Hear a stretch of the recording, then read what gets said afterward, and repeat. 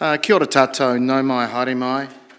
A warm welcome, and it is a warm welcome, to Council, our last Council meeting, and I say that with some joy, for Wednesday the 14th. What did I say? Last Council meeting for the year. No. Slip of the tongue there. For Wednesday the 14th of December 2022. And welcome to everybody this morning. Just a bit of housekeeping. The meeting is being recorded, be live streamed on the Council's YouTube channel. In terms of health and safety procedures, fire and emergency, in the unlikely event of that happening, please exit the building via the green exit signs. We evacuate to the assembly area next to the clock tower in Te Maraeohine, the square. In terms of smoking, it is a non-smoking facility, and if you wish to do that, please exit the building. Unlike the event of needing a defibrillator, it is located in the front of house on the ground floor. Any incidents, please report those to our committee administrators. Right, councillors, we have a big day ahead of us, and our order of business is apologies. Number one, I haven't received any apologies. There are none, thank you. Before we get to number two, around notification of additional items, I just would like to acknowledge the passing of former Mayoress Lady Dawn Elwood, who sadly passed away on the 4th of December 2022. She was the wife of former Mayor Sir Brian Elwood, and they formed a pretty formidable duo from 1971 to 1985. And some of you will remember her, and certainly will know Sir Brian. So that was 14 years she was the Mayoress. Just want to acknowledge here. I'd like to thank the Deputy Mayor and councillors that attended the funeral. I was unable to, as I was already committed in Auckland. But she will be remembered fondly. And I did pass on our regards to the family, and then rang Sir Brian early last week and actually spoke at some length about everything local government. But you never leave the sector. So it is sad, but if we could just stand just for a brief moment to acknowledge.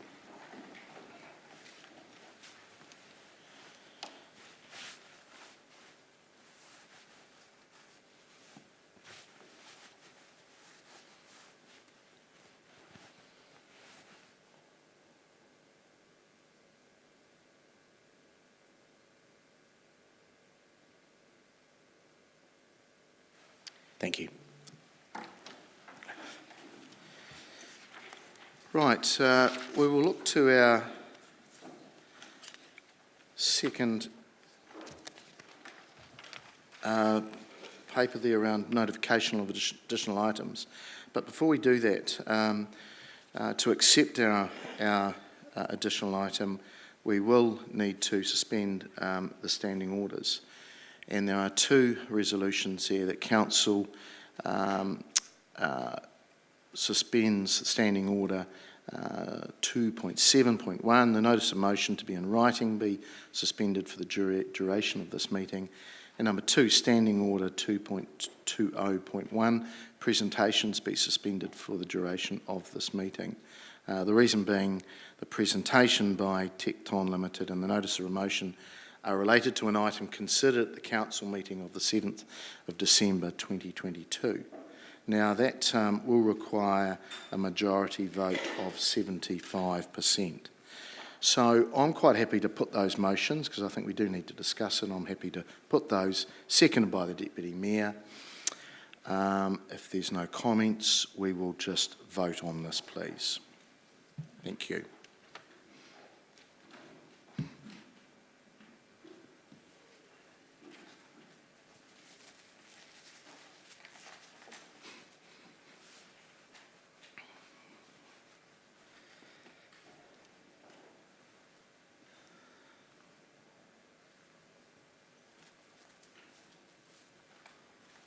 And that is passed with 15 votes for and 1 abstention. Thank you. Right, we now move to, that allows us to go to the next agenda item, which is around the notification of additional items to be voted together unless we wish to take them otherwise. So we've got number 1 is around Council resolving late items titled Presentation, Tecton Limited be received, reason for lateness, time needed for conversation, advice on the process, and a reason for urgency. Council meeting is not until, the next council meeting is not until the 15th of February 2023, the day of the licence expiry. So look, those items there, I'm quite happy to, in fact we've got, late items number 2, light item titled Notice of Motion, Reconsideration of Motion to Council Meeting of 7th of December 2022, public notification of the intention to grant a licence at the Railway Land Reserve to Tecton Limited for high ropes course operating as a commercial activity be received, reason for lateness, time to communicate with operator following council meeting 7th December, reason for urgency, the current licence expires on the 15th of February 2023 and the next council meeting is not until 15th of February.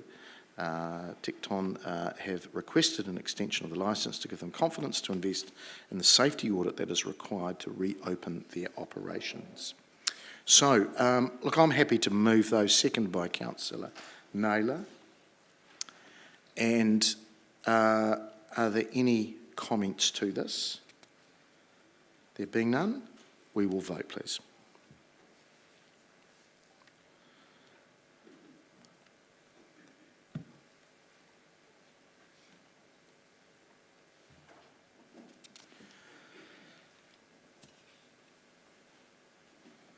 It's passed, 15 votes for, 1 abstention.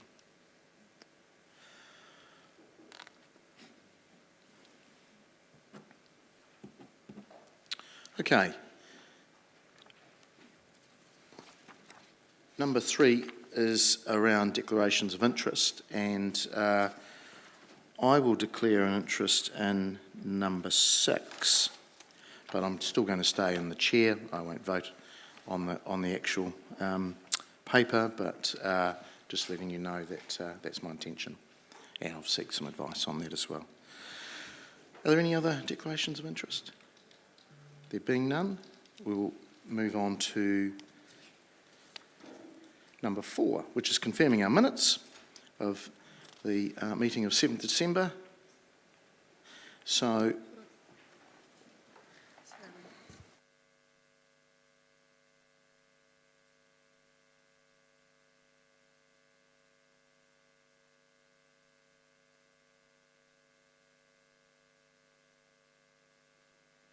Mr. Mayor.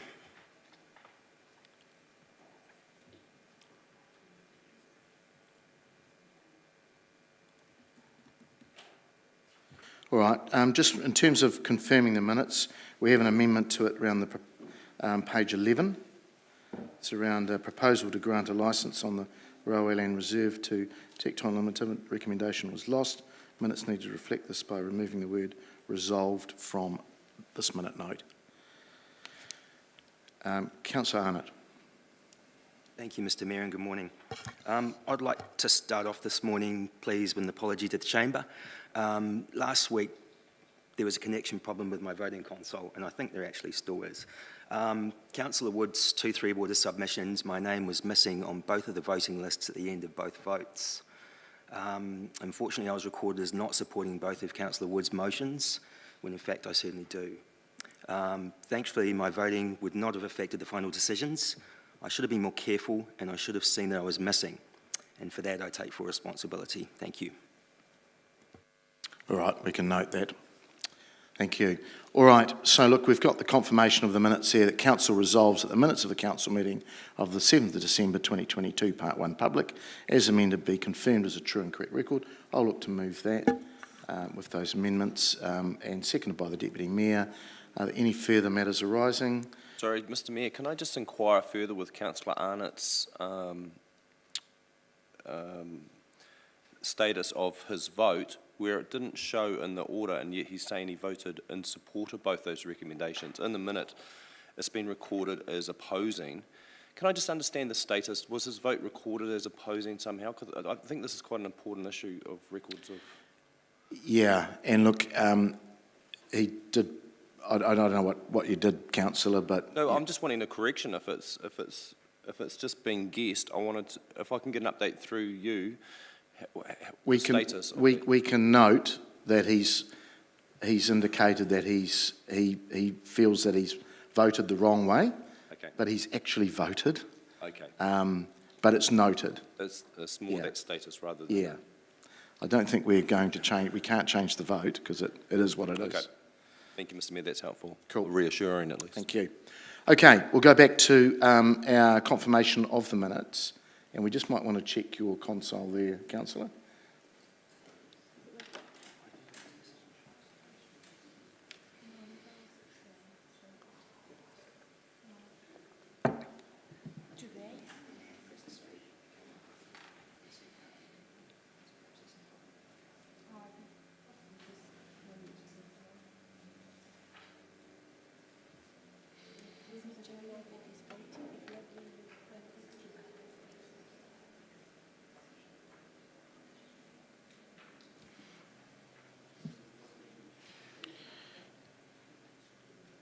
All right, we're going to vote, please.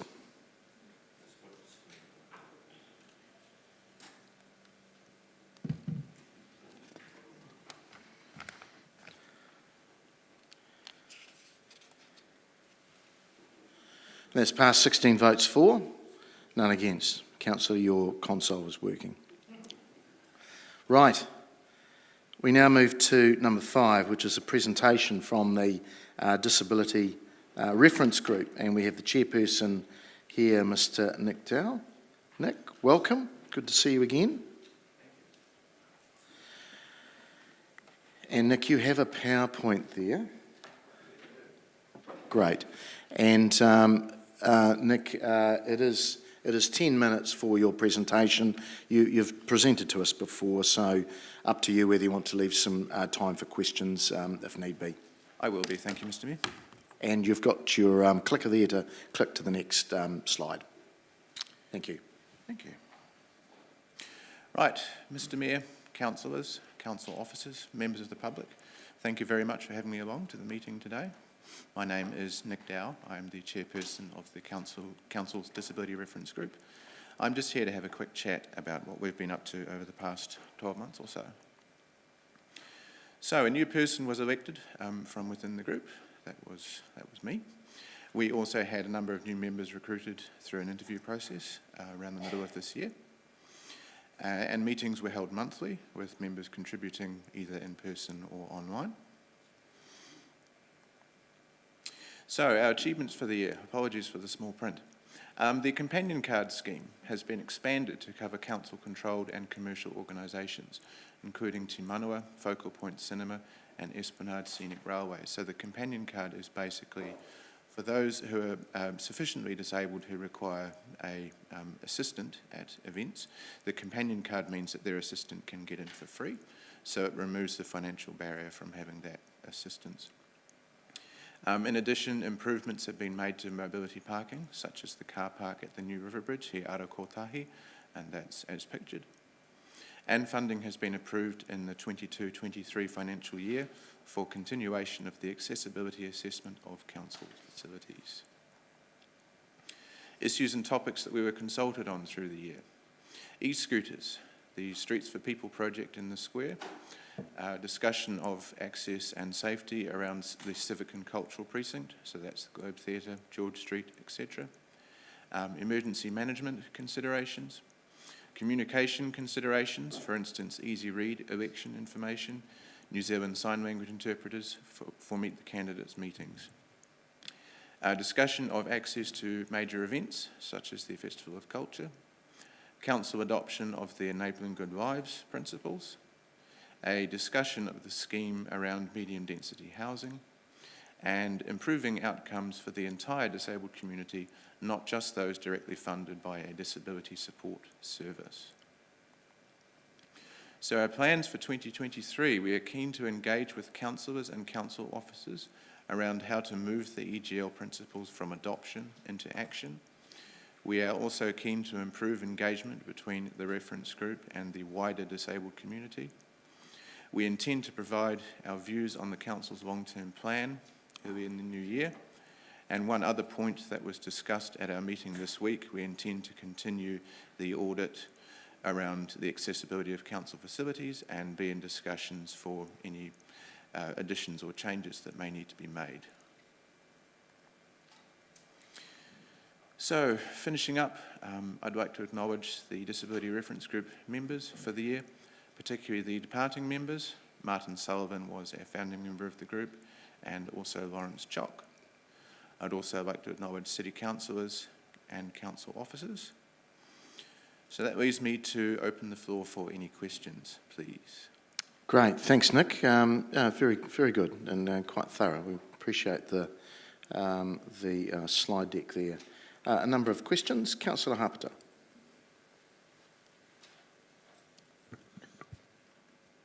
Thank you, Nick. Just one question around e-scooters. Yes. Just wanted your opinion on the use of e-scooters on footpaths for your group and how you manage that. Well, it is a little bit of a concern, considering the number of vision impaired people we have in the community. I do understand that the rules and regulations around who is allowed to use the footpath and who isn't are rather in a state of flux. But our hope is to continue discussions with operators to make sure that speeds are reasonable. It's my understanding that particularly in the centre city, speeds are reduced. But also we just hope the general community will be aware, particularly as they are electric, they are very quiet. So we just hope there's just awareness around it. What would be your recommendation if you could have a wish list of where they would go in the future, where they could be ridden? My understanding is that their current zone is quite wide. I certainly haven't had anybody come to me and said we can't use them here and we'd like to. But certainly from our discussions with operators, they have been fairly open and receptive to us. So I wouldn't anticipate that to be a problem if we did wish to expand the usable zones. Okay. Thank you very much, Nick. Thank you, Councillor. Councillor Bowen. Thank you, Mr. Mayor, and thank you, Nick, for your presentation. This way. I noticed in your slide, Nick, you talked about access to major events. Yes. And I wanted to check in with you to see if the Disability Reference Group had been involved in the plan to provide accessible seating at events in the square, like most recently Christmas in the Square had accessible seating areas for people who wished to use that facility. Was that something that had been discussed with the Disability Reference Group? I'm not sure if we were involved directly, but certainly we had information circulated to us before Christmas in the Square, and my understanding is that it was a very successful event and the disability community were happy with the facilities that were there. Okay, thank you. That's good. Councillor Barrett. Thank you, Mr. Mayor, and thank you, Nick, for taking up the chair and for presenting to us. You talked about some of the recent achievements being improvements in mobility car parks, and I just wondered if you could shed a little bit more light on that in terms of what improvements you've seen there. I think the main thing would be making sure as far as possible that the wheelchairs are not having to exit the vehicle directly into traffic. So it would be things like having the car parks oriented in the correct direction, not into the traffic lane, and also making sure that car parks are large enough, making sure there aren't obvious curbing, for instance, so that we have ramps rather than curbs, all those little things. It's obviously an ongoing process, but certainly the car park that I had the picture of in the presentation, one of our members came to council and said the original version wasn't quite where it should be, but certainly he was happy with the engagement he had with council officers and happy with the result. Thank you. In prior presentations from the disability group, there's been indications of concern around people without mobility needs using those car parks illegally, effectively, with no enforcement from council officers to move them on.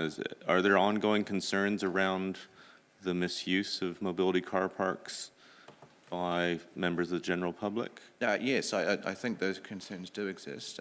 In our meeting just this week, there was a discussion. We believe there's an app where anybody from the community, if they see improper use of the car parks, can take photos of the improperly parked vehicle, and the information can be passed on.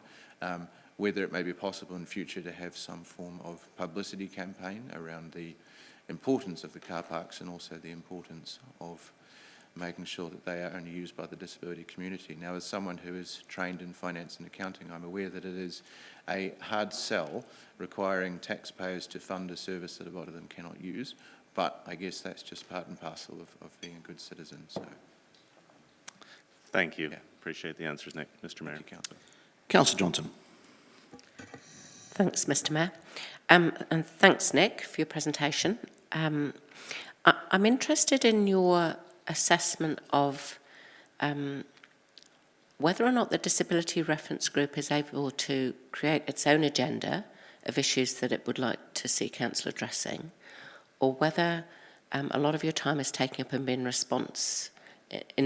forming responses to consultations from council or processes that council is engaging in. In other words, have we got the balance right between allowing the Disability Reference Group to create its own agenda and raise issues of concern versus being a source of information and assistance, I suppose, for council? I think the balance is getting there. Certainly as chairperson, I've been very grateful for councillors and council officers, how receptive they have been to us. One area I think the group can improve on is community engagement as a whole. I'm not sure if perhaps the reference group is as visible around the community as perhaps we would like it to be. I hope for it to be something of a circular arrangement, whereas initially somebody from the community comes to one of us, and then we feed the information back through to council, and also that the information can go both ways. So I perceive it to be a big circle. And so I think the biggest area of development for us will be around community visibility for us as a group, because my understanding is that the council catchment has one of the highest rates of disability in New Zealand. So if we can make ourselves more visible, and perhaps as an example to the rest of the country, then that would be great. Thank you. And then I've got another question, Ms. Miller, if that's okay. I'm interested in whether you have a sense of whether community safety is currently an issue for the disability community. Was recently at the EGL conference in which safety was a big topic, and I'm interested in whether you've got any feedback on perception of safety from a disability community perspective. My understanding is that the conference went well. I presented on one of the panels there myself. In terms of feedback, I understand there's an app being created, basically where people can provide feedback, I suppose, in different zones of the city as to whether they feel safe or whether they don't.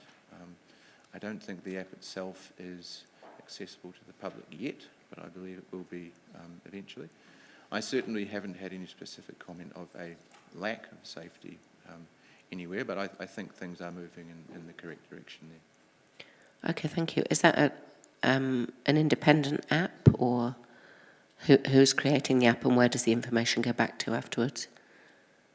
I'm not 100% certain. I believe it is independent, and I believe it just comes back to the General Council call centre, and they feed it back to who requires to see it.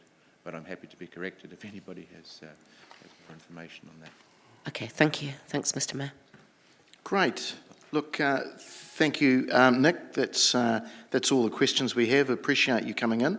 A nice, very thorough presentation to us, and we appreciate the work that you do in chairing that organisation or that reference group, and also the work of your fellow group members. So please pass that on. Councillors, we have the resolution just to receive the information, the presentation. I'm happy to move that. Seconded by the Deputy Mayor. I'll open it up for any Comments? Councillor Naylor. Thank you, Mr Mayor, and thank you, Nick, for the presentation. It's been always a real pleasure to be a part of the Disability Reference Group as the council appointee. It's a great group of people who've been really proactive and constructive in their contribution to make the community a better place, particularly for those with disabilities. I just really want to publicly acknowledge Nick, because what he didn't mention today is that he's actually just resigned as chair because he's got a new employment role, which is a big congratulations to him for that.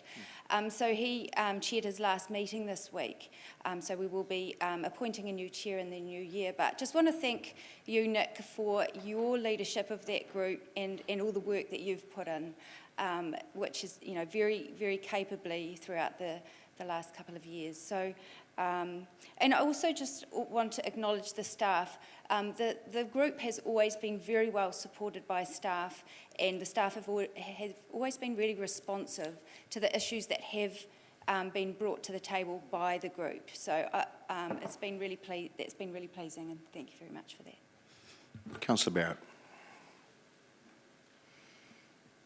Thank you, Mr. Mayor. Initially, a question, if I might, to officers. Sure. Thank you. We heard today the expressed wish of the reference group to have more community visibility. I'm just wondering if the officers could give us any insight in terms of what response might be underway within the organization to that desire.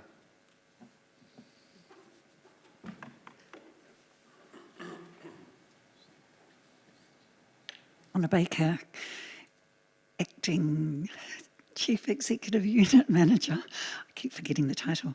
I just want to acknowledge Nick, and we don't have any plans in place at the moment, but we are more than happy to work with the disability group. So I'll take that as an action and have a conversation with Nick and with the group, and also community development, to see what we can do. Thank you very much. Thank you. We've got a second comment.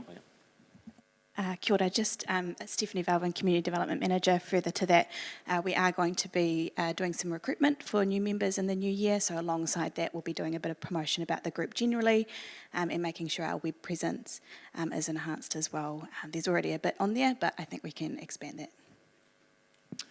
Thanks, Steve. All right, thank you.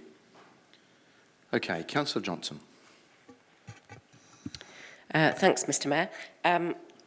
I too just wanted to thank you, Nick, for your contributions to the Disability Reference Group, and also every other member of the group who we should remember are volunteers and providing their knowledge and services for the betterment of the community, and I think that deserves acknowledgement. I just wanted to pick up the comment about moving the Enabling Good Lives principles into adoption, which I think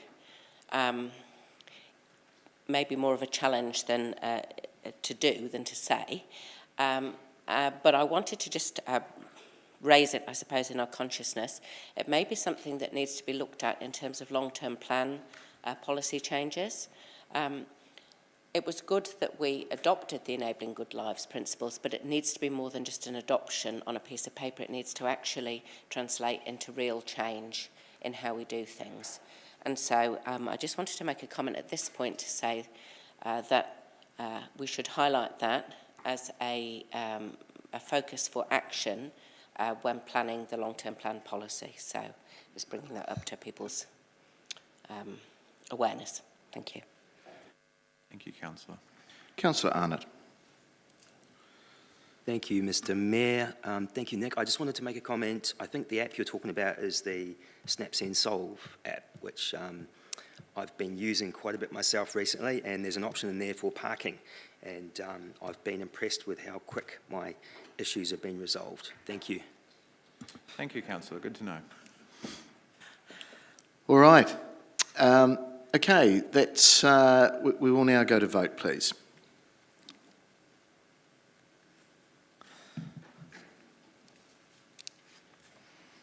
Thank you, Pat.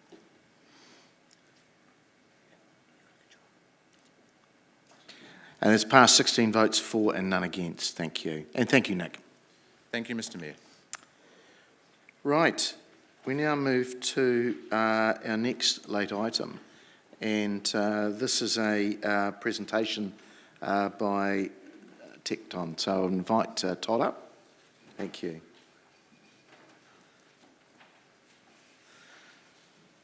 Welcome, Todd. And look, Todd, you have 10 minutes to speak to us. I think you've presented to us and submitted before, so maybe leave some time for questions at the end. Okay, thank you, Mayor. Kia ora koutou. Thanks for allowing me to come in and have the opportunity to speak to the meeting. And I'd like to thank Councillor Naylor particularly for the work that she's done behind the scenes to help me with this process. So the main purpose of coming here, as you know, is to speak to the request to extend the deed of licence for the ropes course. And for me, myself, is to understand the process moving forward and to get some idea of how I'm going to progress as a business as well. I had the opportunity to view last week's meeting online, and it was quite clear to me at that stage that there were three main concerns expressed by councillors.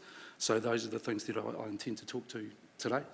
The first one being that the course has been inactive since its inception. The second is that the ropes course provides no benefit to the community. And the third is that the deed of licence appears to be seen as being too cheap for a commercial entity. So to address the first one, I think in addition to the report that was presented by Perrine Rapson to the councillors, there wasn't perhaps enough detail to be able to give some context to why the course wasn't active over the period of time. So just to reiterate, it's the main factor has been due to COVID. I'm not saying this is an excuse because it's not an excuse. There were 2 lockdowns and there were some restrictions around safe parameters and working with people. So the course is of the nature where you're dealing with people directly face to face. Over the course of the last 3 years, many adventure activity operators similar to mine have closed down because of these restrictions, the inability for them to be able to operate. The other thing that's been preventative for me has been that I need to register as an adventure activity operator with WorkSafe New Zealand. For that to happen, I need to go through an extensive auditing process, and that was a hold-up right from the beginning with the course when it was put into play. To date, I've had to suspend registration as an adventure activity operator until this process has been finalised, has been worked through. As part of that, so I ceased that registration in June of this year. Since then, I've not been able to advertise, nor have I been to operate paid activities. As you're probably aware, in the news, there's been a limited amount of people available to be able to run these sorts of activities. It's a specialised type of job, and over the last 2 years, I've trained and lost staff twice, which has caused problems as well. With all these factors considered, the course has only really been operational for 9 months. That's incorporating seasonal factors as well. I do need to mention that over that time, I didn't ask for a rent holiday or a holiday from paying the rent. I continued to pay that. I continued to be audited, and I continued with the maintenance of the course and having that inspected and paid for as well. Second point is that the course provides no benefit to the community. Personally, I disagree with that. There's plenty of research around that shows that these types of activities, particularly dealing with young people in the outdoors, is beneficial to helping them to improve self-esteem, helping them to get and experience other activities as well, and helping them to develop trust with people that they recreate with. Recreation New Zealand and Recreation Aotearoa have research available, and it's quite free to be able to see online if any of the councillors were interested. In addition to that, in 2020 I partnered with Sport Manawatu on the Everyone Active program, and a day was facilitated on the railway land. during that day, we were able to service over 150 people, give them an experience, and it was the most popular activity on the day. That partnership with Sport Manawatu was something that we would like to continue to do over time. So, in short, my intention is to continue to operate should things, work out through this process. And saying that as well, the ropes course also aligns with the Council's active communities policy, particularly around working in partnership with facility providers. So it aligns with Council's values and priorities within that policy. On a level related to the ropes course, feedback from participants has been positive. It's always been positive. It's around growth. It's around developing self-confidence, helping them to achieve other things. The third item is really the deed of the licence is too cheap. I suppose it's not up to me to decide how the fees are structured, and I take on board Councillor Dennison's voiced his thoughts about the commercial aspect of the course. I'd just like to answer to that and say that because of the low profit margin, not that solely, it's more accurate to view it as a pay-to-play type of model rather than a strictly focused business that makes a lot of money. From my point of view, from my perspective as someone who owns this entity, to raise the licensing fee from $2,000 a year to $10,000 is an increase of 80%, which is, from my view, is quite unreasonable, and it's not something that would probably be asked of from other entities that use council land as well. So would the same question be asked of the Lido? That said, hopefully I've answered some questions, but again, thanks for allowing me the opportunity to speak, and happy to take questions. Kia ora, thanks, Todd. We have a number. Councillor Wood. Thank you, Mr. Mayor, and thank you very much for coming in and presenting to us today. My two main I'd like to ask you a question about my two main concerns from last week. Firstly was around visibility and branding. If this licence is granted and you are getting up and running for a 5-year period or whatever it may be, are you intending to have some sort of visible branding on site so that if people drive by they can know where to go, who to call, how to sign up? Or is it purely going to be a word-of-mouth event or single event focused style of venue? I'm restricted to a certain degree, Councillor Wood, by Council's views of how the land should be utilised. So advertising is I'm allowed minimal advertising. I am allowed to, but it's minimal. So. Thank you. And my second question was around the lease, and I appreciate your comments and respect that. I understand the difficulty your business face, and I'd have no interest in putting it up off the bat. But as you get into operation, I imagine you've done some sort of budgeting for what your business is going to look like over the next 2 to 3 years. Is there any space in your budget for a increased rental, perhaps not at the level of 10,000, but 4,000, 5,000 plus, or is 2,000 the max that you can afford to pay? It's something that I haven't had a look at in depth, Councillor Wood, but I'm happy to answer to it in future. Yeah. Thank you. Councillor Hancock. Thanks, Mr. Mayor. Look, thanks very much for coming in to talk to us today. I've just got a couple of questions. One is just a continuation, I guess, of Councillor Wood's question around sort of the profile of the business. What's your intention in terms of the online profile? Because there was some comments last week that it wasn't visible enough online. Good point. As part of the adventure activity regulations, if I'm not certified, then I can't advertise or provide those activities, so I have to withdraw everything offline. But moving forward, if things progress favourably, then online visibility is something that I see as very, very valuable and would invest in. And so what you'd use, perhaps a website and perhaps... social media. Social media, thank you. Yep. And you also just made a comment just when you were talking earlier there about you've actually had to deregister your business. Can you just give us some understanding of what that entails for you to re-register?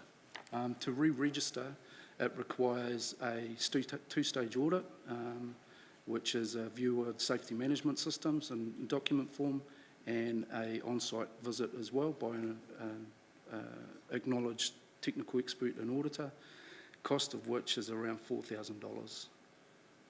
The whole process itself will take about 20 working days, if not more, to process through WorkSafe. Thanks very much. That's very helpful, Mr Mayor. Councillor Dennison. Thank you, Mr Mayor. Thank you, Todd. Can I just inquire what the rates are that you have been promoting, or what you had promoted, but also what you intend to promote once you... What I've been promoting is $35 per person. What I intend to promote, I've got no idea at this stage. Councillor Dennison, I've been keeping your head above water, but as I've mentioned before, it's not something where I plan to make a whole heap of money on, and in order for it to be able to work within the values that I put on the business is to make it affordable for people to participate. When you mentioned that the query about the $2,000 per year, which is less than $40 a week, Sure. That you haven't done an in-depth study, what sort of analysis have you done around your business costs? Because if we were to say a minimum of $5,000 and ratcheting it up to 10, what would be your response to that? If it was hiked up to 10, I would say that it would be unfeasible for me to operate, councillor. So at $40 a week and you're having $35 for one climber, that's kind of like paying the lease with just a little over one climber. Yeah, I didn't say that I wasn't averse to an increase, but it must be proportional and able for me to be able to operate. Okay. I'm happy to present further with a business plan if that's what's required.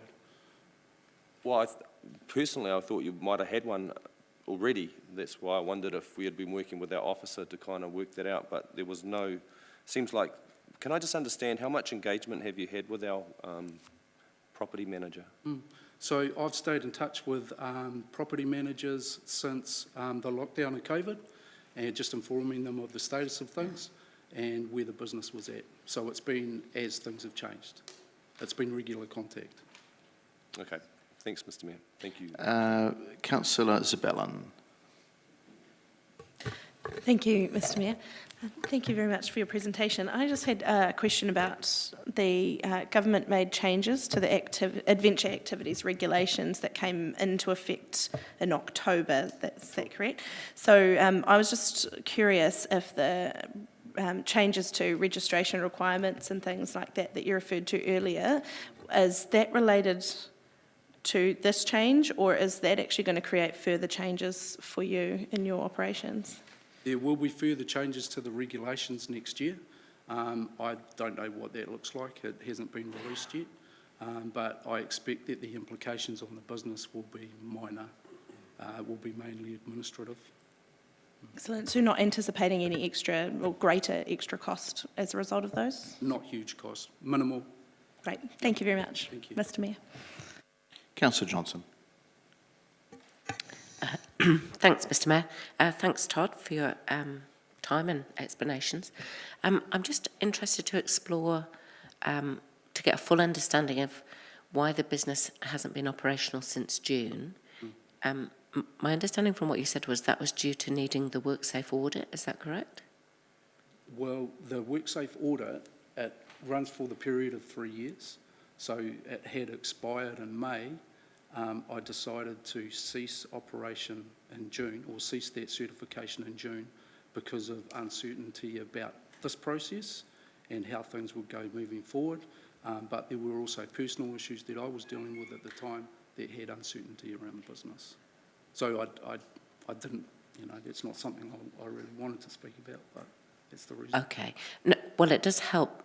It does help for us to understand why the course has been inactive, because that was one of our concerns, as you identified. Okay, that's helpful. Thank you, Mr Mayor. Thank you. Okay, that's all the questions. Thanks very much. Oh no, Councillor Barrett. Yeah, sorry, Mr Mayor, I was one button short there, obviously. Thank you, and thank you, Todd.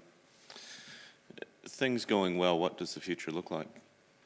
Going well. What the future looks like is that it's a course that's operational throughout the week. It provides a service to schools and to the community as well, and there's opportunity to contribute back to the community as well.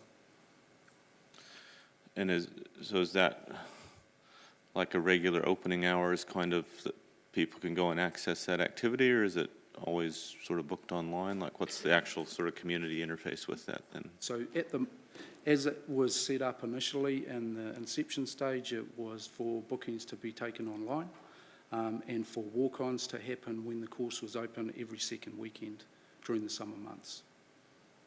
Thank you. Just so we can understand a bit of context, how far would a member of the public have to go right now to find a similar opportunity? Like this, that's central. There's another course that operates in Levin, but that's mainly for bookings through schools. And a similar course to the one that's here would be Taupo, and then there's Adrenaline Forest in Wellington. Great, thank you. Mr. Mayor. Thank you, Councillor. Councillor Fitzgerald. Thanks, Mr Mayor. O tēnā koe Todd, me ana ki a koe, me o koutou whānau. Hey, I just want to pick up on Councillor Denison's comments around how much engagement you've had with our officers. Todd, are you quite happy that you presented and prepared everything that was required of you to the officers for presentation last week? Last week, there was, no. Kia ora. Thanks, Todd. Kia ora. Okay. Look, thank you, Todd. That's all the questions. Appreciate you coming in and giving a small presentation and answering questions. I think it's been helpful in our deliberations, so I appreciate that. You're welcome to sit back down into the gallery there. Thank you, Mayor. Thank you, councillors. Okay, so we just need to move that we accept the presentation from Tecton. So council resolves that the presentation be received for information. I look to move that. Seconded by the Deputy Mayor. There being no comment, we will vote, please.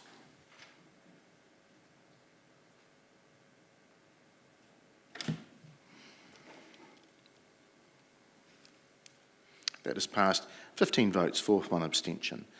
Now we move to the notice of motion number 19. We'll consider that now. It's the late item. And that is around council resolving, 1, to approve notifying the public of the intention to grant a licence at the Railway Land Reserve to Tecton Limited for a high ropes course operating as a commercial activity in accordance with Section 54 of the Reserves Act 1977. Number 2, to note that the land area affected by the licence to Tecton Limited is described as part of Lot 1 DP 78518. Number 3, to approve a temporary extension to the licence to Tecton Limited for a further 6 months from 15th of February 2023 until the 15th of August 2023 in order to give time for public notification process and further council decision making. That's come from Councillor Naylor and seconded by Councillor me, is it? Okay, me. Sorry, it's going to be a long day. Councillor Naylor. Thank you, Mr Mayor. And colleagues, firstly, a big thanks to and your support for allowing this to be considered without the 7 days notice. And also a big thanks to Todd for coming and providing that really important information that hopefully has addressed some of the concerns that were raised at the meeting last week. In terms of our creative and exciting city goals, I think we deliver really well and we're really well catered for in terms of the arts. But in terms of adventure or adrenaline type activities, we're really lacking. I can't think of anything else that we have going in our city that really meets that objective, and there's certainly going to be many people in our community that would be hoping for something like that to be available in our city. We don't have jet boats driving up and down our river. We don't have a bungee jump. We don't even have a climbing wall at the moment. And if we want to do and have an experience something such as this, we've got to go to somewhere like Levin or Wellington or Taupo. So I would really ask you to think about what we can do as a council to support something that someone is prepared to run in our city that I think would really add some value. I think the rest of what I have to say is outlined in the notice of motion, so perhaps I'll leave it there. Perhaps just one further thing that the first two recommendations are reconsideration of the resolutions that went to the meeting last week, and perhaps just to explain, it's not normal practice perhaps to represent resolutions, but because they failed, and due to the fact that there was a bit of perhaps lack of understanding from some elected members about the implications of that, some elected members expressed after that they weren't aware that this initiative would not be able to proceed based on that decision, that the recommendation that failed last week. The third recommendation is a new one to really give that additional 6 months to allow for this process, because it does, the public notification is required under the Reserves Act. So that will obviously take some time. We'll need to hear from our community and then make some decisions. And just to remind councillors, we've had some good information here today, but as Todd's pointed out, he can perhaps provide more information, and officers have indicated that further information can come back in the report that would come back following that public consultation process. Thank you. Thank you, Councillor.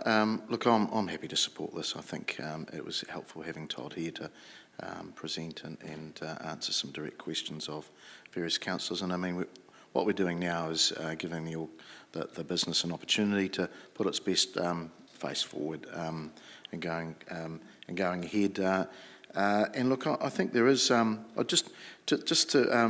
Councillor, Arapuki Park mountain bike parks probably has to be up there. And there is, and of course, if you talk to Wiremu Te Awayawe, we've got gondolas and everything else coming. But I do agree, there is something that, it would add to our city if it was fully, the business was fully up and running. And I appreciate trying to run any business in the last couple of years has been extremely difficult, no matter what you are doing. So congratulate people for hanging in, actually, in this place. So, councillors, a number of you wanting to speak. Councillor Wood. Thank you, Mr. Mayor. Look, I'd like to start by apologising to you, Todd. My understanding, I'm one of those councillors that Councillor Naylor talked about, and think of me what you will, my understanding was from the comments in the chamber that if we voted that down last week, that would trigger another form of process where he would be able to put his case forward to the council, perhaps in a more comprehensive light, perhaps with a business plan that we could then consider. I subsequently learnt that was not the case. We voted it down and we were effectively voting to end your business. And that is not my intention, and that was not what I intended with my vote. So I'm very appreciative of Councillor Naylor for bringing this back into the chamber today with a renewed understanding of what we are actually doing and discussing. Having worked in commercial real estate, the whole purpose of a commercial real estate agent is to bridge that barrier between a tenant and a landlord so that these difficult conversations about terms of lease, terms of what you may be paying and such, are not had directly between the tenant and the landlord. So I appreciate the awkwardness in this situation with you having to present to effectively 16 of your landlords to convince us whether or not we should consider giving you a licence. So I appreciate you overcoming that awkwardness and coming here today to do that. Your explanation around your business is greatly appreciated, because as somebody who commented last week on my concerns around its visibility and concerns around the lease available, that has certainly cleared it up in my mind around why the business hasn't been as visible and why it hasn't been operating, and I appreciate your willingness to look at whether or not there is some scope for a increased lease, perhaps to be more in line with this being a commercial operation, but not necessarily so high that it puts you out of business. As Councillor Naylor said, I'd like to agree, as somebody who thoroughly enjoys adventure activities, who used to regularly use Vertex when it was there, there is nothing to do in this city unless you're a mountain biker in the adventure side of things. And I certainly am not a mountain biker myself. Having gone up to Taupō to Adventure World and seen the skydivers and done a lot of that, that is an area we're lacking. Rotorua does it well, Taupō does it well, Wellington does it well, we don't. If we want to stand here and support local, here's a local provider who is willing to operate, to put the time and money in to invest in this city and to provide that opportunity. I see no reason why we shouldn't, at the very least, give him the chance to put that case to us. It seems, certainly in my mind, premature to simply say no. So I'll certainly be changing my vote and voting for this, and I encourage you all to as well. Councillor Barrett. Thank you, Mr. Mayor and colleagues. It has been a very helpful morning, and want to acknowledge you, Todd, for coming in and sharing with us. I've been one who had, started off with a great deal of enthusiasm around this and was really excited about seeing that opportunity come to the community, but did have some concerns, which was the reason that I voted and urged colleagues to vote to put things on pause last week. And I actually think this is a really good outcome that we've now had a chance to hear from the business owner directly, some of the challenges, but some of the aspirations for the future as well. And I think we can have a higher level of confidence by taking this to the next stage, which is actually around public notification. And I think that's when we really get to the decision-making point, is when we hear from the community about what their views and aspirations are around this as well. But certainly as someone who was never very good at sport climbing, but greatly enjoyed it and greatly enjoyed all the activities around it and found it a great way to spend time, would hope that we can get these sorts of businesses supported and going in the community. I think some of my colleagues might have been a touch harsh on us about not having exciting things to do in the city. Hop on your bike and try riding across town. You will have more adrenaline pumping through your system than you would ever want. If you want to find danger in the city, it is not that hard, my friends. Thank you, Mr. Mayor. Councillor Hancock, speaking of danger. Thank you, Mr. Mayor, and I'm not going to talk about Three Waters, certainly not in this segment of the council meeting today. But look, last week this came to council really for a very simple decision on our part, and that was really just to go out and consult with the community. And somehow we managed to get it derailed, and of course we've caused Todd a lot of angst since then. So I'm not going to repeat all of the comments that were made, particularly by Councillors Naylor and Wood, other than to say that I think we should support this. It's a matter of fairness, and it's also a matter of us acting in good faith as council. Thank you. Councillor Bowen. Thank you, Mr. Mayor. I wasn't quite expecting this to turn into an audit of our adrenaline-based activities. And commuter cycling has never really featured in that list for me, but I would also add to that auditioning for any one of our theatre companies would be an adrenaline moment for anyone. But I voted in favour of those first two resolutions last week, and I'll be voting for them again this week. I just wanted to speak particularly in support of the third resolution there, because in discussions with the officer last week, one of the, I think, unintended consequences of where we got to was the minute that the lease expires for Tecton on that high ropes course, they would be required to remove their facility from the land. So this temporary extension to the licence, while it probably doesn't change a great deal in terms of the operations, because we've heard that there's a process to go through in terms of the registration, what it does is enable that facility to stay in place on our land while we do this further public consultation. And then if we get to a point of decision making, it's an easier thing to pick up and continue than obviously if all of those facilities had been removed due to the end of the licence. So it's a very sensible, pragmatic third resolution there that will enable us to create some space to do good decision making. Thank you. Councillor Johnson. Thanks, Mr. Mayor. I was one that voted against this last week, and I definitely knew what I was doing. So there's no apology from me. I think it's highly controversial to have a commercial operator on reserve land. It was controversial at the time, it went through council, I wasn't around the table then, and it's controversial now. And I also think it's very important when we're going out to consult that we indicate what our intention is. So I think it would be wrong to consult with the public if we had no intention actually of granting a licence. So stand by my vote last week. However, the concerns that I had were around the community benefit that was available from this activity on what is effectively public land, and not only just public land, but highly contested public land, as I'm sure I don't need to remind many of the elected members who've been here for some time. And I was somewhat heartened to hear Todd talk about partnering with Sport Manawatu to provide an activity in the sort of have-a-go kind of sense. And that's the kind of community benefit that I'd like to see from this sort of commercial operator. If this licence is purely for commercial activities on public land, then I personally am not interested in it. The public benefit has to be there. I understand that there's benefit to people from doing scary stuff. And if we're in the running for what's scary, I would say that standing for council is probably the most adrenaline-filled activity that I've ever done. But anyway, I do understand that there's benefits in terms of self-confidence and learning about yourself that people do gain from doing that.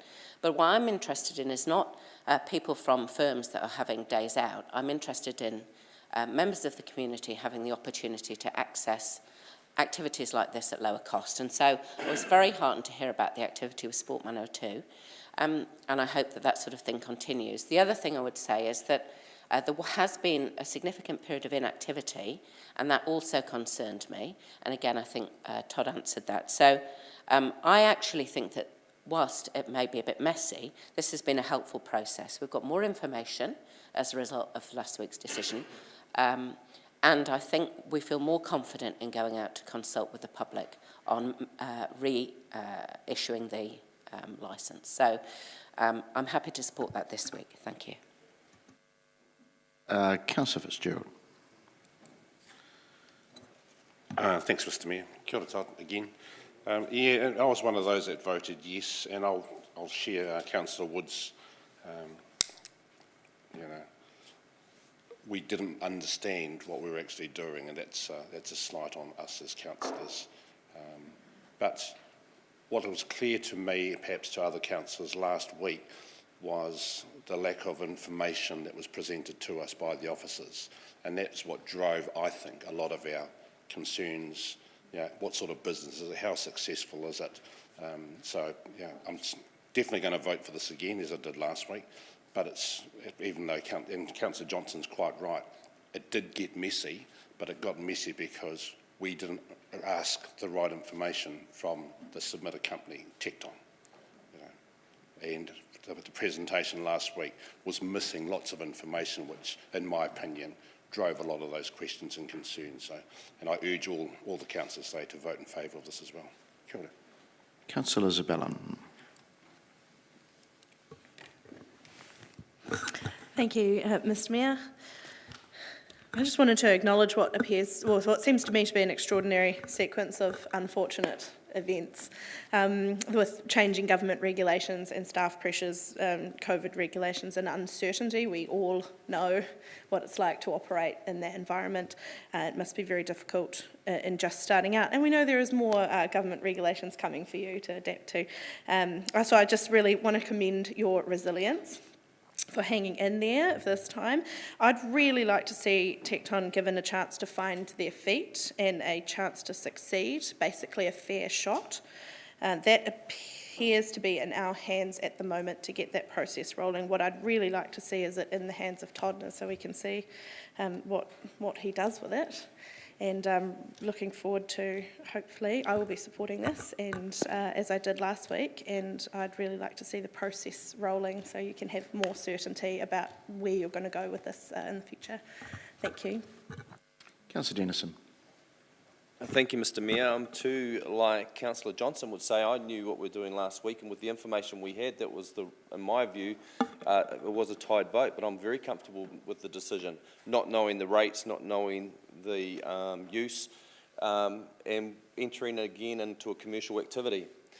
I'm still have my reservations, to be fair. We've got a lease that we're proposing as a commercial activity, emphasised why we want some community outcome, for $2,000 a year, which is less than $40 a week, and for our premier reserve outside the square. And I just find that bizarre that if we weren't, for any other retail space, saying that we wanted some sort of minimalistic type of lease for 5 years. I just don't think there's a balance across the activity.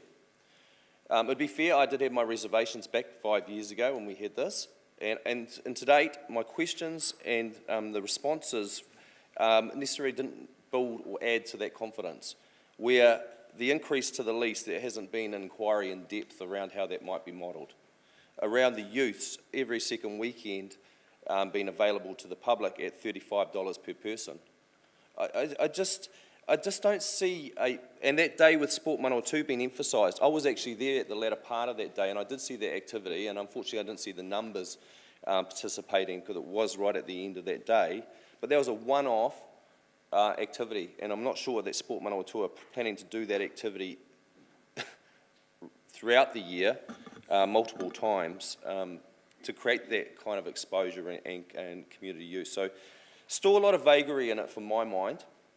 And I do have a concern around going out with a commercial activity to the public without emphasising, I think, some sort of ratchet proposal of lifting this up well above 2,000.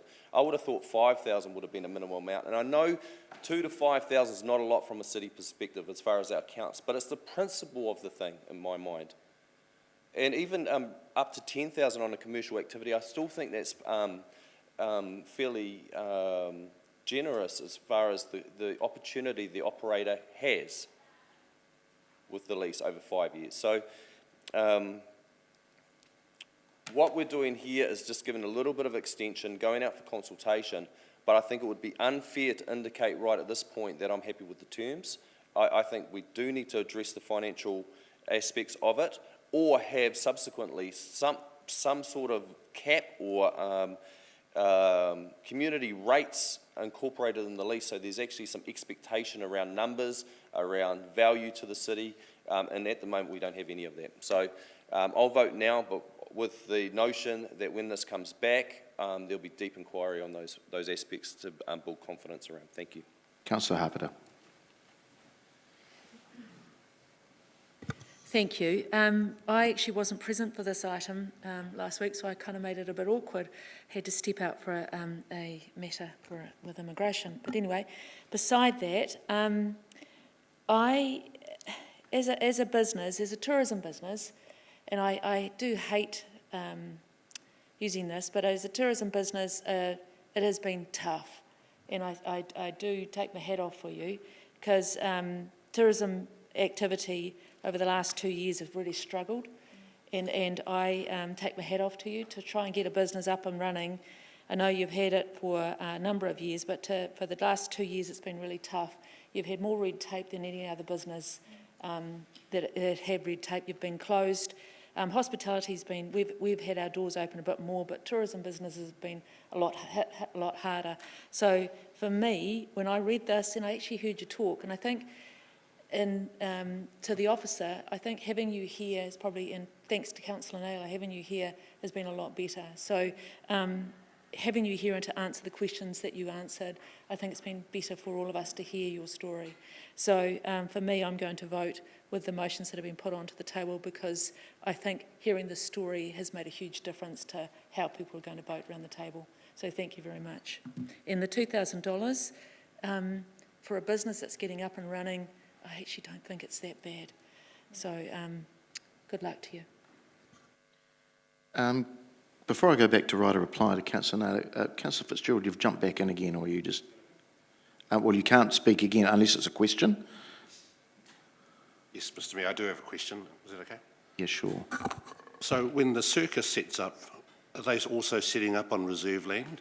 Because they're a commercial entity. Yes, when the fair comes to town, so the whole of that railway land is reserved land, is it not? Yes. Okay. So in terms of people that have talked about Tecton as a commercial entity, it's no different to the circus or the fairs that use the same land? Yeah, it's temporary. Yeah. Okay. Right, Councillor Naylor, write a reply. Thank you, and I do appreciate the support there is for us to proceed. I think there's no doubt that it is in our community's interests for us to be an enabling council, and that is one of our goals as well.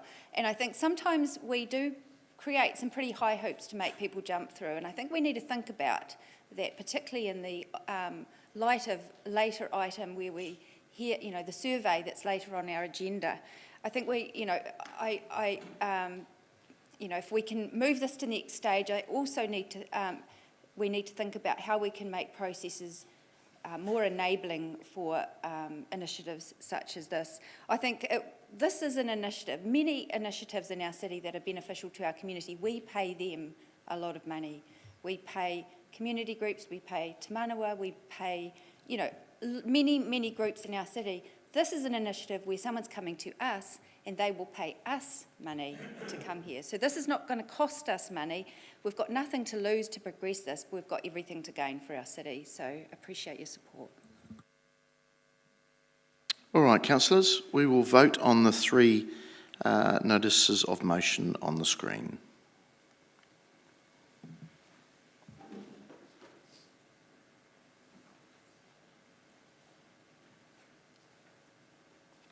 And that is passed, 16 votes for and none against. Thank you. All right, moving through, number 6, which is on page 17 of our papers. This is around international travel for Mayor-led delegation. I invite Gabrielle, our International Relations Manager, to speak to this. Thank you, Gabrielle. Morena koutou. Gabrielle Nguyen, International Relations Manager. Thank you for the opportunity to present and to speak to the report. Excuse me, Mr. Mayor, sorry to interrupt, but Gabrielle, could you move your microphone a little bit closer because I can't hear? Thank you. Is it a bit better? So, thank you for the opportunity to speak to the report.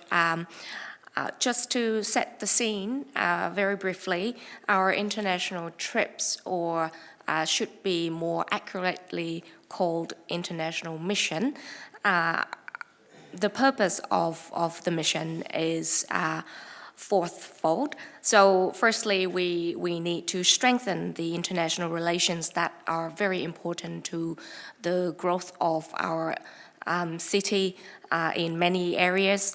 We need to strengthen the people-to-people connection through in-person interactions. And during the last 2 to 3 years of the pandemic, we have been able to operate with online interactions, but we have also seen that online interactions cannot replace in-person interactions. Secondly, it is to promote the city's interest in areas including art and culture, indigenous culture studies and exchange, youth education, community development, and especially business and trade. Thirdly, we like to explore and establish connections in those areas which meet the needs of the city's priorities. This is the reason why international relations chapter belonged in the economic development plan. And last but certainly not least, it is to follow up and facilitate the established connections during the international travel to eventuate in outcomes for the city's priority sectors. So the report is taken as read, and I'm happy to answer any questions. Thank you, Gabrielle. There is a couple. Councillor Finlay. Yeah, one quick question. Just the timing. I see that it's in June. How's it going to affect our annual plan process? Is it going to clash with that at all? Thank you, Councillor, for the question. And no, to be brief, the timing of the trip has been proposed to us by our international partners, and after consulting with our officers, we have made sure that this does not interfere at all with the annual budget. Councillor Johnson. Thanks, Mr. Mayor. At the end of the report, you state that there will be a report in 3.3. Council will receive a full report on the outcomes of the visit and a follow-up action plan. Can you tell us ahead of time what are the specific outcomes that you're looking to achieve from this visit? Yes, absolutely. I think it is stated very clearly in 1.3, 1.4, 1.5, and just to add to that, I think one of the, a few of the things that we're going to see after the report, after the trip, is that we would like to see a reconnection in person with Missoula, our 40 years sister city. We have also connected Palmy Bit with downtown partnerships in Missoula, and we'd like to see that partnership to have further conversation and discussion as to how they're going to work together. We also like to see a conversation between our iwi with their indigenous tribes over there to see whether there is a possibility to collaborate in the area of education and arts and culture. And further to the Netherlands, we really like to see to seek to formalize the city-to-city partnership that we have invested in since 2016, and that hasn't been signed yet. Thank you for your answer, but I don't see any specifics in 1.3 and 1.4 other than just talking about meeting in person, which would clearly be achieved just by doing the trip. What I'm interested in is a specific outcome by which we might be able afterwards to judge the success of the trip or not. In 1.5, you mention seeking to formalise a city partnership, but again, other than coming back with a city partnership, I'm just not very clear in advance of approving this travel what the specific benefits are for the city, other than meeting physically and face-to-face with people. And in terms of the iwi connection, I understand that iwi members are not travelling, so how are you proposing that would happen? I can probably help there. So Fonterra and Massey University has specifically asked us to engage with Wāganan, and I can get the Pro Vice-Chancellor to tell you all that in person if you need to. Regards iwi, we've the offer's still there, and it's just the particular people in iwi that we've approached have said no. Okay, it's just what I personally would like to be able to see when a proposal of this nature comes forward is what specific outcomes are we proposing to achieve for the city?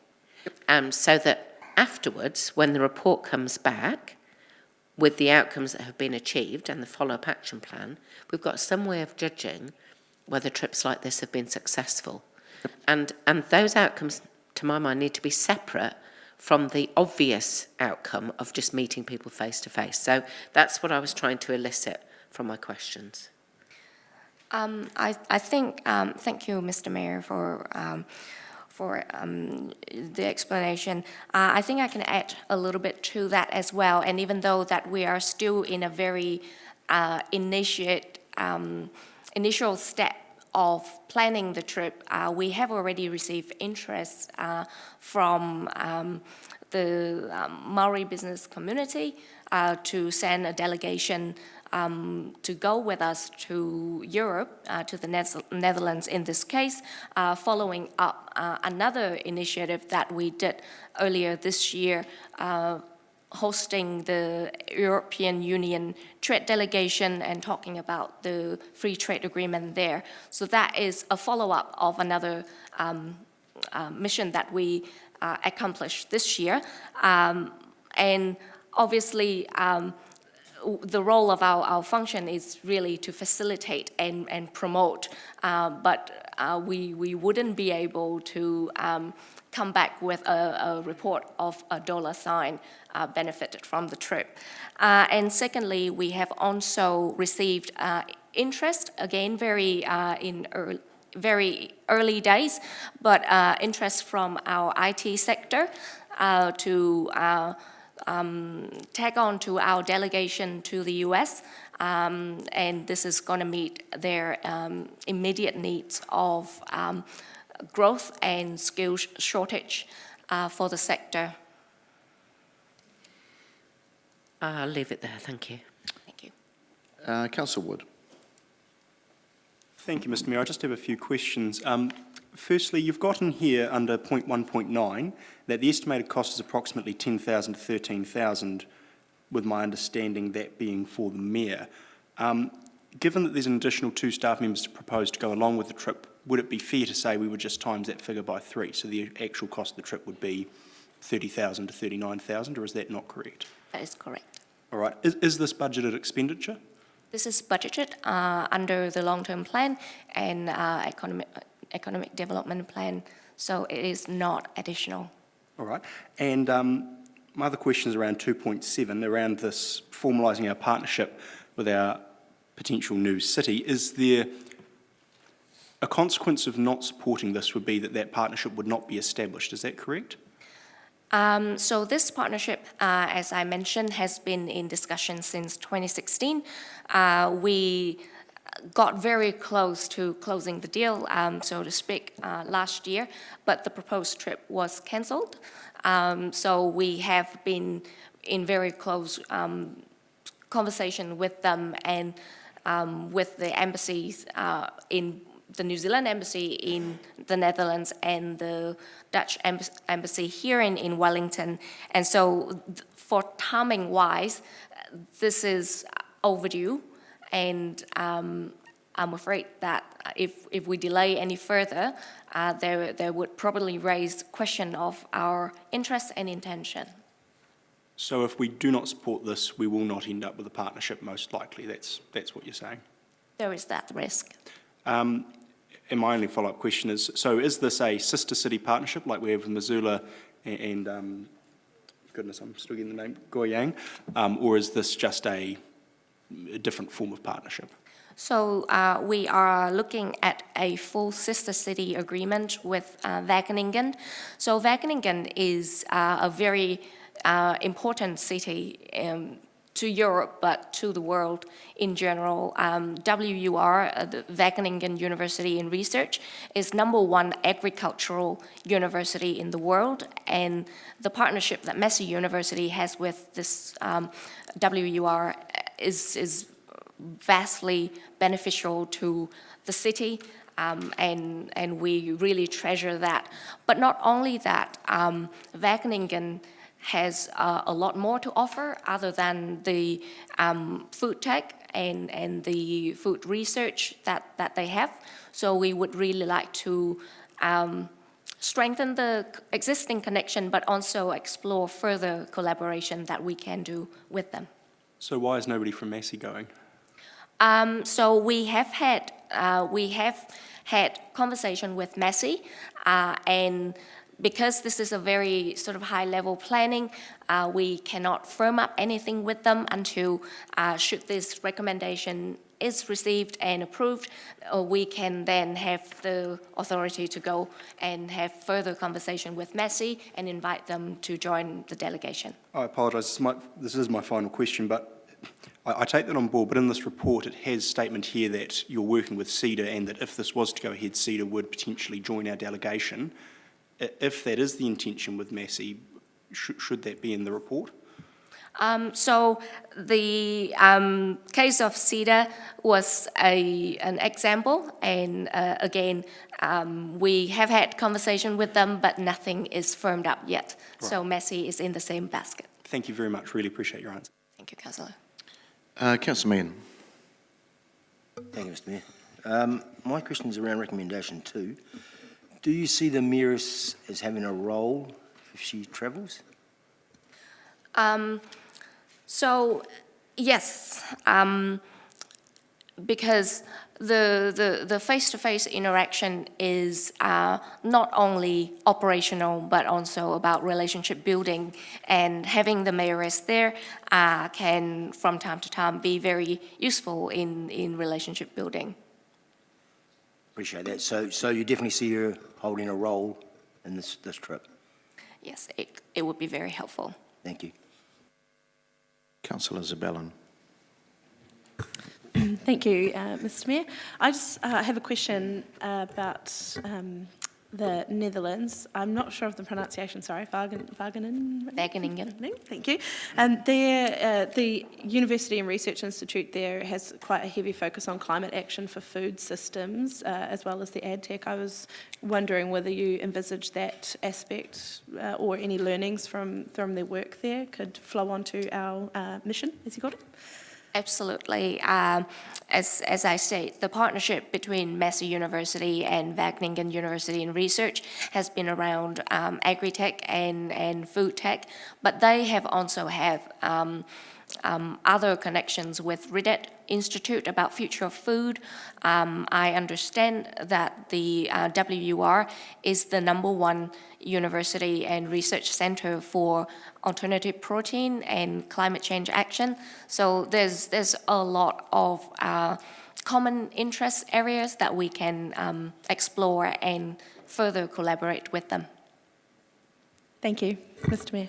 Yeah, if I could just comment, having had a little bit of conversation with Mayor Floor of the new Mayor of Wageningen, that sustainability is a big thing for his council, and quite a renewed focus for them. Also, the Polytechnic over there has quite a large sustainable food production research area as well. And last time I went, 2017, I think, it was pretty impressive. So I'd have to say it's probably advanced from there. Point of order, Mr. Mayor. Sorry, not to be difficult, but under our conflict of interest orders and our standing orders, it prevents people with a conflict of interest from commenting in the discussion. Are we in breach of that? Or? No, I'm just answering a question about the food side and sustainability. Is there anything else? Councillor Barrett. Thank you, Mr. Mayor, and thanks, Gabrielle, for the report. My questions are around paragraph 2.10 and 2.11. It makes reference to a draft partnership agreement with Wageningen, and just wanted to understand what the scope of that agreement is.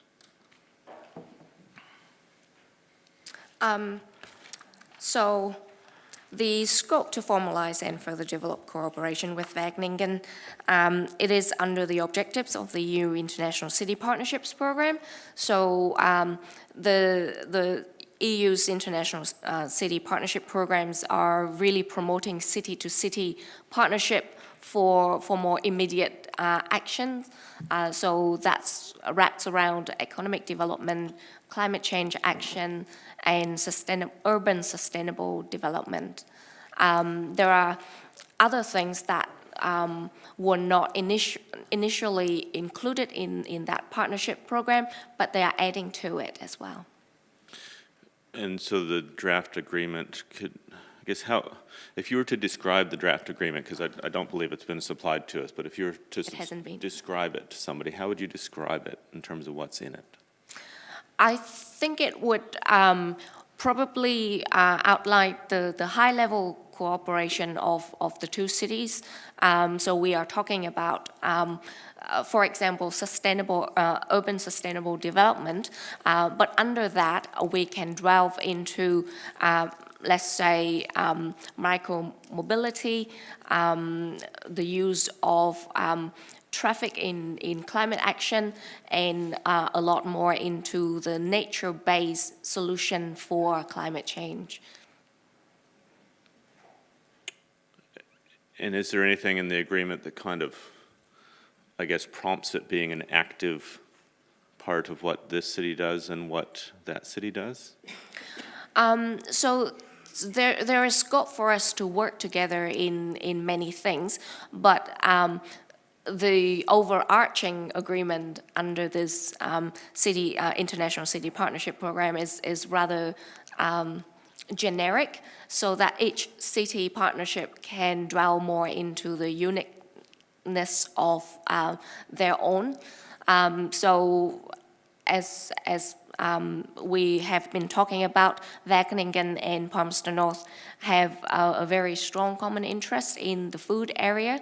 So that is going to play a big part in our partnership. But once again, sustainability is also a big thing for us too. Thank you. So in that International City Partnerships Program under the EU, are there actual resources that come to cities, or is it more just a framework that people can refer to? My understanding that at the moment it is a framework. New Zealand is working on becoming an associate member of the EU. So once that happened, there might be more doors open. But at this point, any actual actions that we wanted to take in response to the agreement would be self-funded within each city? Correct. Thank you. That's helpful. I think I can pause there, Mr. Mayor. Just want to clarify something because the councillor challenged me. If I could just get just on advice of the CE to comment. Yeah, through you, Mr. Mayor. Just in relation to conflict of interest on this paper, the Mayor doesn't have a conflict of interest because he was on council business. The same would apply to my staff member who's offering questions back to you at this particular point in time as well, who's also a part of the delegation travelling on council business. Pecuniary interests and interests or declarations of interest as such where you're receiving a personal benefit or gain from a paper, and in this case, neither are doing so. I hope that helps clarify the situation. Councillor Naylor. I have got some questions, but just in perhaps asking a question related to the comment the Chief Executive just made, the Mayor actually declared a conflict of interest. I did not declare. I didn't declare a conflict of interest. I just declared an interest. There's a big difference between a conflict. An interest, declared an interest. Yeah. Okay. Yeah, and other councillors have done that in the past around the table. Okay. Just in terms of my questions, on page 21 and the bullet point 2.8, it talks about previous travel to the Netherlands, to Wageningen, with Massey University and Fonterra.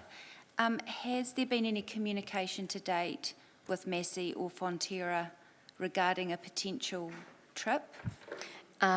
Yes. So Massey University has just come back from a visit in person to Wageningen, and they also, with our support, got to meet with their mayor over in Wageningen during the trip. Fonterra, my understanding from speaking with their with Pierre Venter, they have also been visiting the Netherlands quite often every year. I wouldn't be able to give you a number, but I understand that it's multiple times per year. Is it Fonterra? Or Fonterra. Fonterra. Yes. Also, I'd just like to point out that Fonterra does have a plant in the Netherlands, so it makes sense for them to continue to visit them. And where is that plant? So the plant is, forgive me. Zeeland. There you go. Where, sorry? Zeeland. The province of Zeeland, it's relatively close, a couple of hours. Oh, yeah. So in terms of historically those trips have been initiated by Massey and Fonterra. This trip seems to be being initiated by the council. In terms of, I'm just wanting to understand what communication there's been in terms of working with our partners. Have they been invited for the trip? And also, secondary to that, is Wageningen still the city that is considered the most appropriate city to engage with by our partners in terms of food research? Yes, so Massey University and Fonterra have definitely been in discussion with us about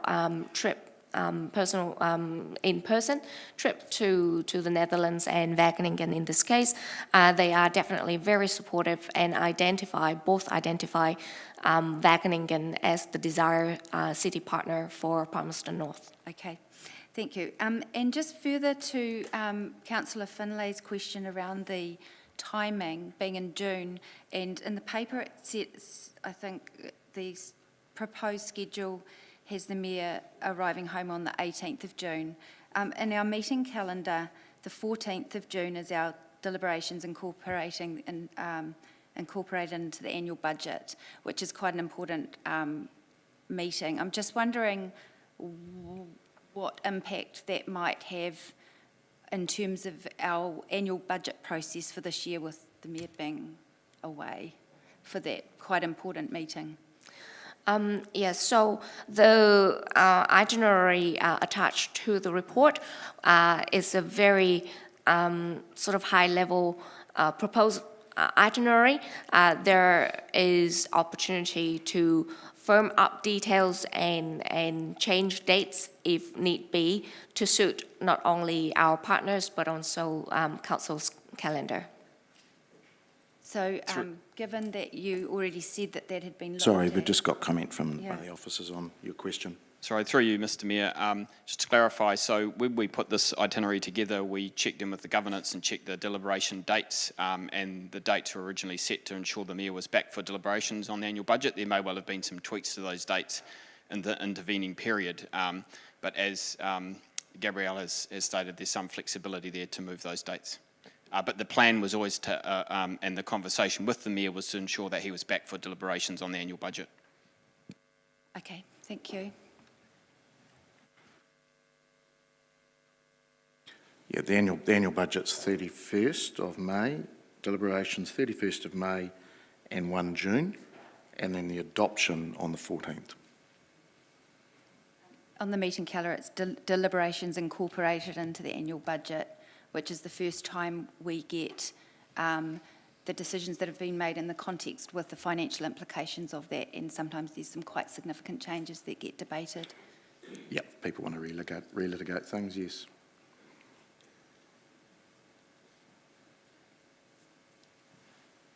Do you have any other questions?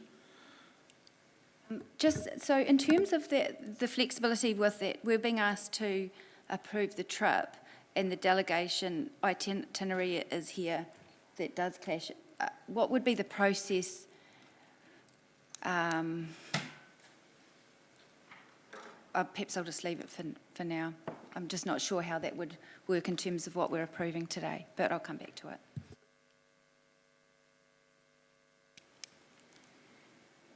All right. We've got the resolutions there, and I'll read them out. Approval of international travel for the Mayor, June 2023. Council resolves, Council grants approval for the Mayor to travel overseas in June 2023 to lead a small delegation to visit partners in the United States of America and the Netherlands. Council note that should the Mayoress accompany, the expense of the Mayoress for meals, accommodation, incidentals be covered by the Council according to the Council's elected member, appointed members' expenses and allowances policy of 2022. Councillor Hapeta, happy to move as a seconder. Thank you, Deputy Mayor. I'll open it up now for any comments. So, Councillor Hapeta. Thank you, Mr Mayor. I'm very happy to move both of these recommendations. As though I did understand there was an amendment to the second recommendation, though. So, Do you want to get that up? yeah, I'll get that up, Okay. and maybe that person might want to move that before I speak, and I'll have a right to come back into the speaking queue. Okay, Councillor Meehan has moved that. And seconded, hold on, before you go, Councillor Meehan. Councillor Meehan, there is a seconder? Councillor Hapeta. Okay. Councillor Meehan. Thank you, Mr Mayor.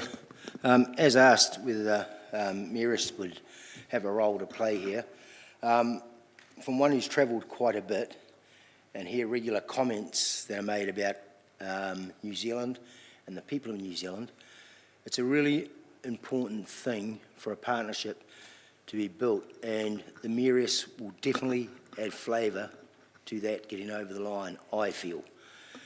And as asked whether she'd have a role to play, yes, she'll have a role to play.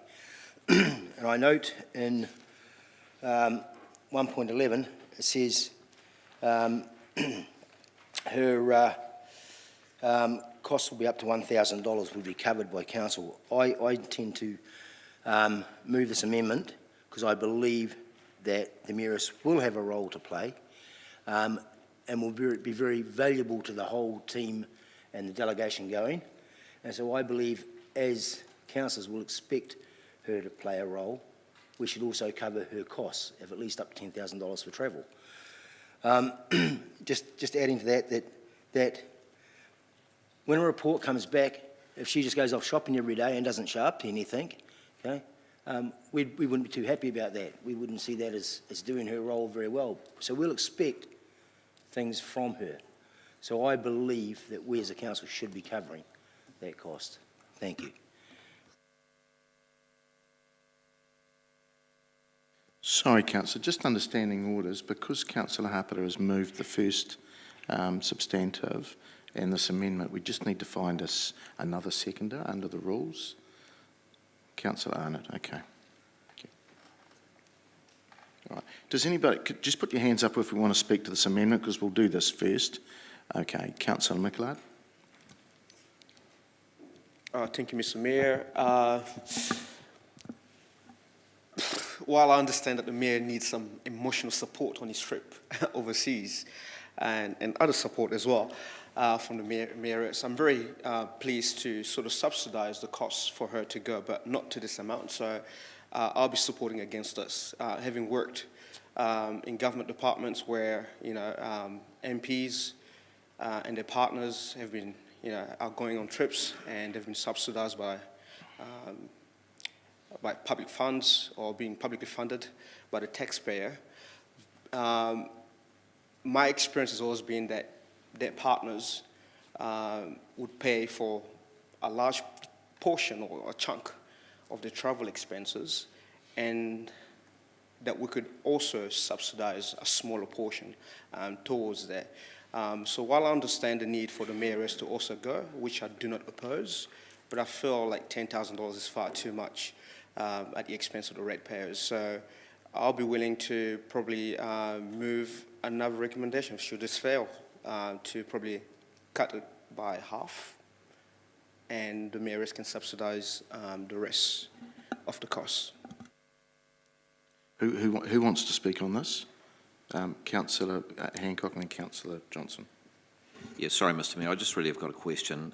Just in terms of that amount, and it's perhaps just to a council officer, I'm assuming the $10,000 to $13,000 for yourself includes accommodation. So I'm just a little bit concerned about that $10,000 as well, because my take on it is that it would be airfares, and if it's airfares alone, then of course perhaps it's less than 10,000. So I'd just like to get a little bit of detail on exactly where that sits. Thanks. Excuse me, Mr. Mayor. My understanding is 1.11 says council covers meals, accommodation, and incidentals estimated at $1,000. So when I see the Mayor's at 10 to 13, I presume that the travel would be up around $10,000. That's why I've said up to $10,000. That's.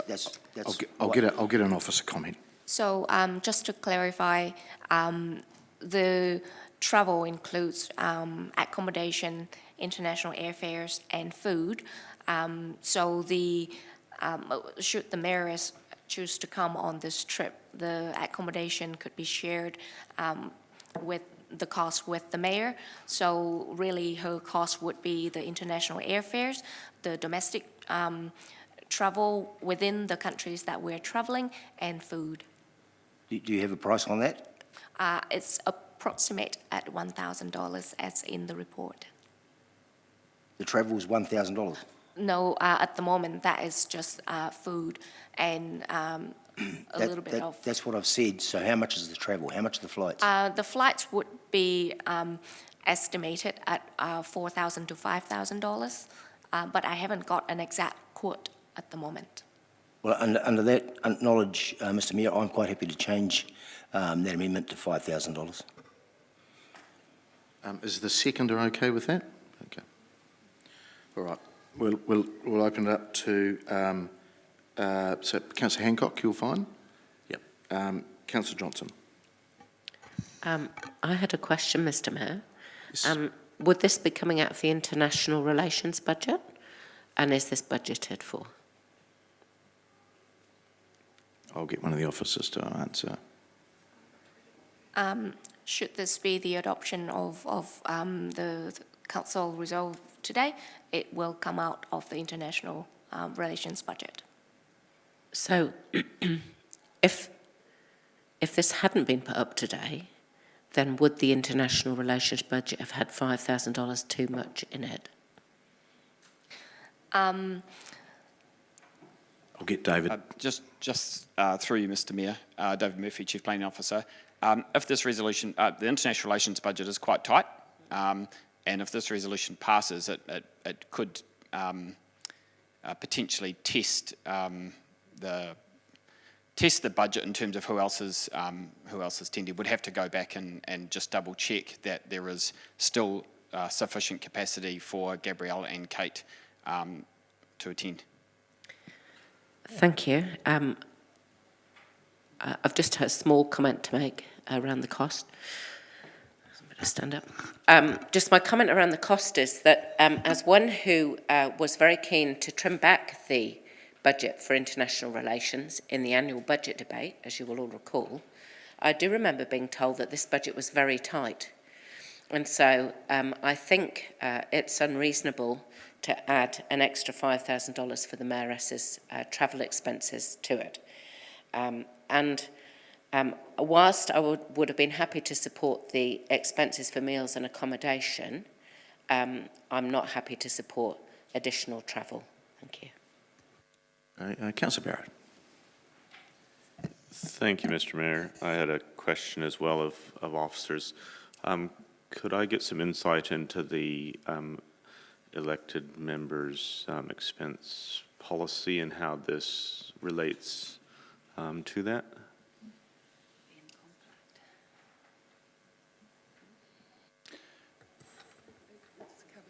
Through the Mayor, as soon as the question came up, I was starting to have a bit of a look for it. I can't put my finger on it at the moment unless others have got it.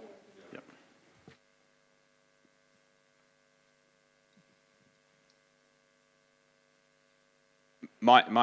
Just while we're checking, my understanding is that the elected members' expense policy enables the Mayoress's expenses to be covered if there's the Mayoress required or there's some value to be added from the Mayoress in terms of attending the trip. We can double check, but my understanding the wording was along the lines if the Mayoress is required or benefit from the trip, then those expenses can be covered. And historically it's been the choice of the Mayor and the Mayoress to cover their own travel, given that it's typically the more sizable chunk of the cost. Yes, and just checking on the policy, it's on me to approve that if there's benefit. But if councillors are putting up a resolution around that, that would certainly help on matters. Thank you. That's very helpful to understand. Councillor Harpiter. Thanks, Mr Mayor. I'm very happy to support this. The Mayoress will be going and she will be working and representing the City Council on behalf with the Mayor. So I don't think she'll be going on a shopping trip. She'll be going over there to work for the City Council with the Mayor. So fully, very happy to support this. I don't see why the Mayor and the Mayoress should be out of pocket for the $5,000. I think the Council should be paying for it. So yes, very happy to pay for it. Is there anybody else wishing to speak on the Councillor Dennison? Yeah, I'm comfortable with this as a really moderate increase, in fact. It does say outside of New Zealand and Australia, it does need approval of council in the policy. So this is appropriate to bring it here.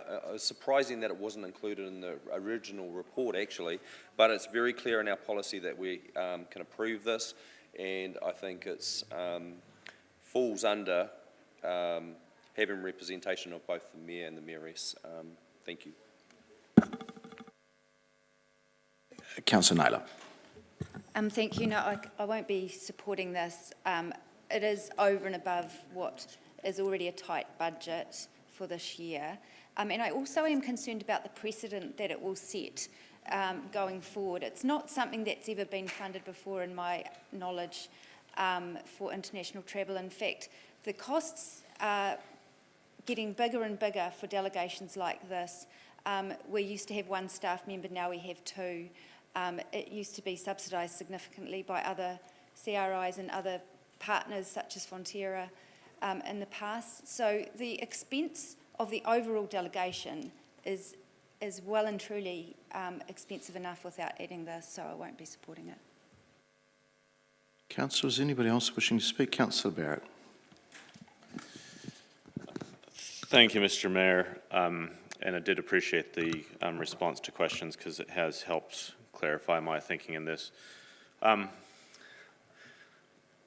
seems like we're putting quite a bit of focus on one individual who isn't even in the room right now. I think for me the fundamental question is this a good idea? Is the whole delegation a good idea? Should we be undertaking this sort of activity? And that's what I wish to speak to. And I think if we arrive at the point as a council to say, actually city-to-city partnerships are important, actually we do hope that they will bring some benefit to the city, even if it's a little bit hard to put our finger on, then we should be prepared to support people participating in it. Regards the proposal in front of us, I think they're two quite different aspects. I think Missoula, you know, we have a long-standing commitment there, and I think it would be a little bit strange to kind of fly by and not drop in on the way to Europe, given that it is the 40-year mark, given that there is a new mayor there, given that there was a close relationship with the last mayor. So I'm positively predisposed towards that. In terms of Wageningen, I remain hopeful that we can get something that is a value add up and above the long-standing academic relationship. So if you actually look at where Massey's at, in April they renewed their joint agreement with the university there in Wageningen.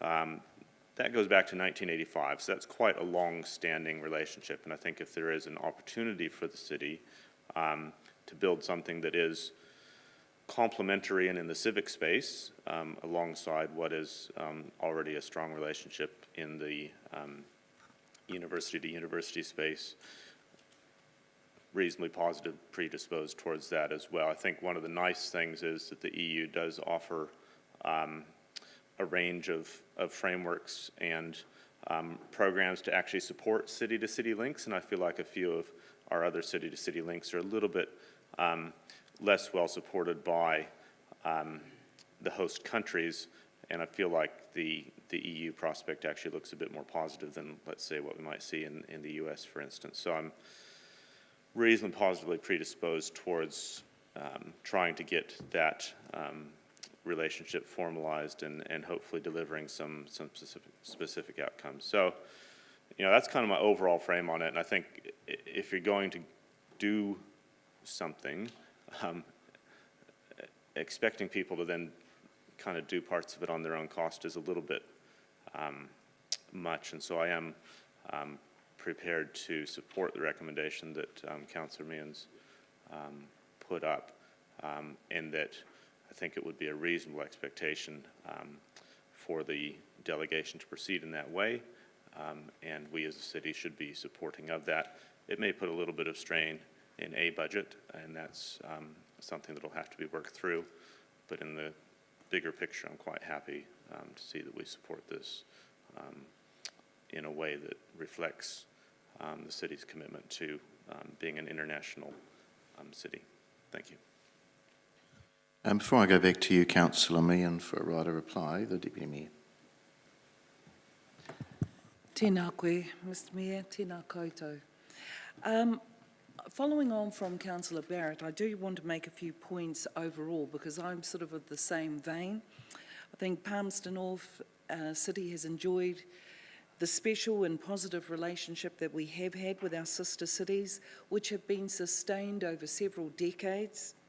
We are global citizens, and actively nurturing our international relationships advances our knowledge, our cultural understanding, civic responsibilities, our global reputation as well. The benefits of these are face-to-face meetings, are educational, cultural, and they're exchanges. And they help, and they're far-reaching, the benefits are far-reaching. So this small delegation going over will be able to gather or get introductions for those of us in the education sector, for those in businesses, for those in tertiary, primary, early childhood, you name it. Also with those very much championing our eco-city. Of course, going overseas and on international travel, we know that we interact with those who are culturally diverse, which assists moderate our thinking and grow our thinking as well.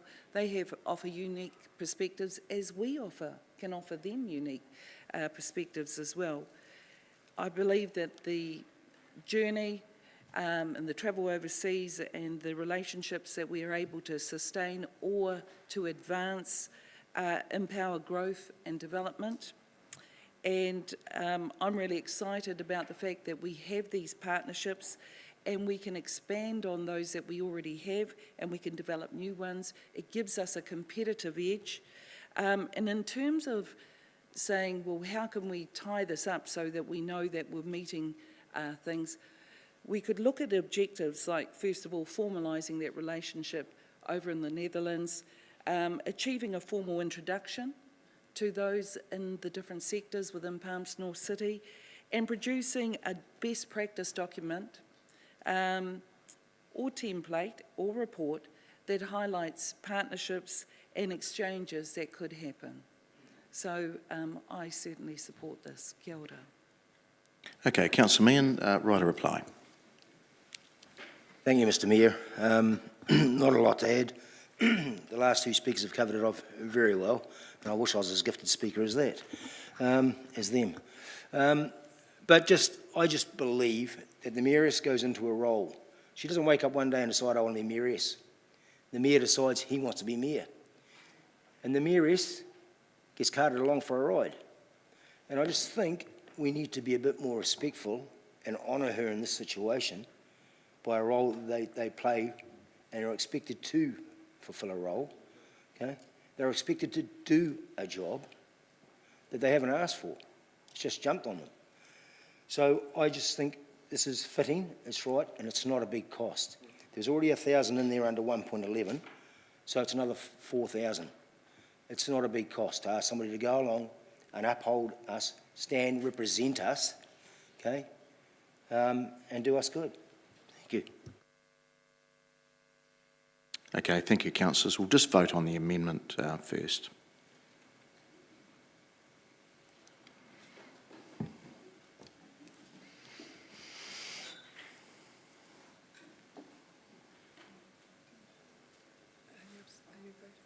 Voted.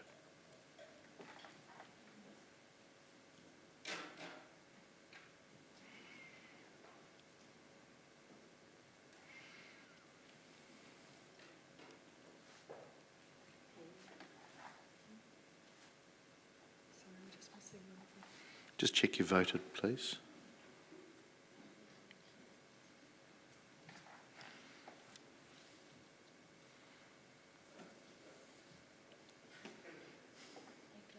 Oh, Councillor Bowen. Councillor Bowen's out of the room.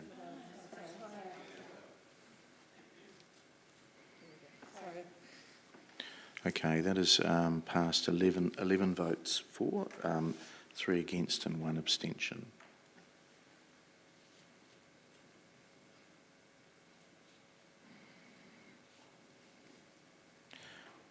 Okay, we'll now move, that replaces number 2, so we've just got the substantive. We'll just go back to that, please. We need to get, before you do that, we need to get rid of number 2.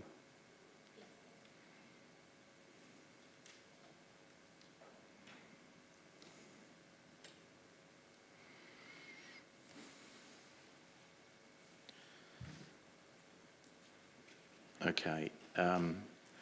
Councillor, you started. Did you want to finish anything from your initial comments? No? Okay. Okay. Any councillors wishing to speak to this? Councillor Johnson. Thanks, Mr Mayor. I guess the first thing that I want to say is that I will be supporting the first resolution. Having turned down the Mayor's request for travel in November, I think it would be churlish to turn it down a second time. And I do acknowledge the value to the city of the Mayor leading international delegations. However, having said that, I would like to see a whole lot more rigour around outcomes and reporting. I don't want to just have a vague description of the value of face-to-face, person-to-person relationships. I want to see some tangible goals for each trip, and when the report comes back, I want to see a report on whether or not those goals have been achieved and what the outcomes are for the city specifically, rather than just talking about better relationships. I do think that we need to remember that this is ratepayer money that we're spending on these visits, and there needs to be a positive benefit that we can point to when asked to justify this spend. And so I would ask that any future reports are a lot more specific around the precise value and outcomes that are intended to be achieved, and that when the report comes back, it's clear whether or not those things have actually been achieved, so that we can be a lot more accountable in terms of the spending. I would ask for number 2 to be separated. As I explained previously, whilst I was prepared to support the $1,000 expenses for the Mayoress, I'm not prepared to support the $5,000. And actually, I'm going to question in this day and age the value of requiring the spouse of the Mayor to accompany them on travel. It's 2022. We're each professionals in our own right. I don't think it requires our partners to accompany us on international delegations to somehow grease the wheels of diplomacy. And I think that we need to be reconsidering whether or not partners need to be part of the picture going forward for international travel. Thank you. Councillor McLeod. Thank you, Mr. Chair. I'll rise to actually support both recommendations, actually. I do have a master's in international relations and international development, so I don't want to bore you with the interests or the benefits of why we should actually forge relationships with other cities and partners to grow our reputation on an international stage. But we have to consider that, in 2020 we had COVID, and no one was able to travel. And it's true, while that was justified that we could host or hold these sort of meetings online, but now that traveling has gone back to normal, I think we need to come out of our shells and actually go out there and forge more relationships to benefit our cities. Now, I understand, I share the sentiments that have been shared by Councillor Johnson around having more tangible objectives that we can actually trace and track and evaluate in order to make sure that what we're, those travels are not just face-to-face, but we're actually getting better outcomes for the city. But there's great opportunity for us to formalize and strengthen those relationships with other cities and to build, enforce, and support creative collaborations with other universities, for example, and research institutions or business, both in New Zealand and internationally. So I'm happy to support this, and I believe that it's time for us that we reconnect with the world, and like staff have said earlier, to rectify the shortcomings of digital diplomacy. We've got a lot to offer to the world here in Palmerston North, and I feel like our story is not being told properly on an international level, and these are some of the opportunities that we can use to actually tell our story to the world and say, we've got great universities, we've got great agri-research and culture, we've got great farmings, we've got a great tourism industry or great hospitality industry. These are things that actually foster tourism to Palmerston North. These are things that bring international students to Palmerston North or international workers to Palmerston North as well. So I see great opportunities in us formalizing formalising, and not just formalising, but strengthening those relationships. But I do share the sentiments shared by Councillor Johnson to say that these should not just be face-to-face, and I'm looking forward to the report that will come to us around the outcomes of the visit, and I want to see tangible outcomes and what the city has actually benefited from this visit, rather than just us having face-to-face meetings and having a kumbaya over a cup of coffee. So I'm happy to support this, but with a caveat that when we come back and the report comes back, I want to see some tangible results and outcomes out of this visit. Thank you. Councillor Isabella. Thank you, Mr. Mayor. I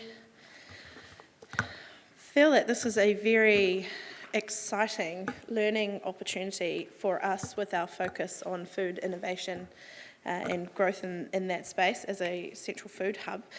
The major focus of the WUR, they are world leaders in climate action in ag research and food tech, and we can learn a lot from them in that space that we can bring back and tangibly look at how we can incorporate that into our own long-term planning. So I see this as a very exciting and beneficial opportunity for us in that space.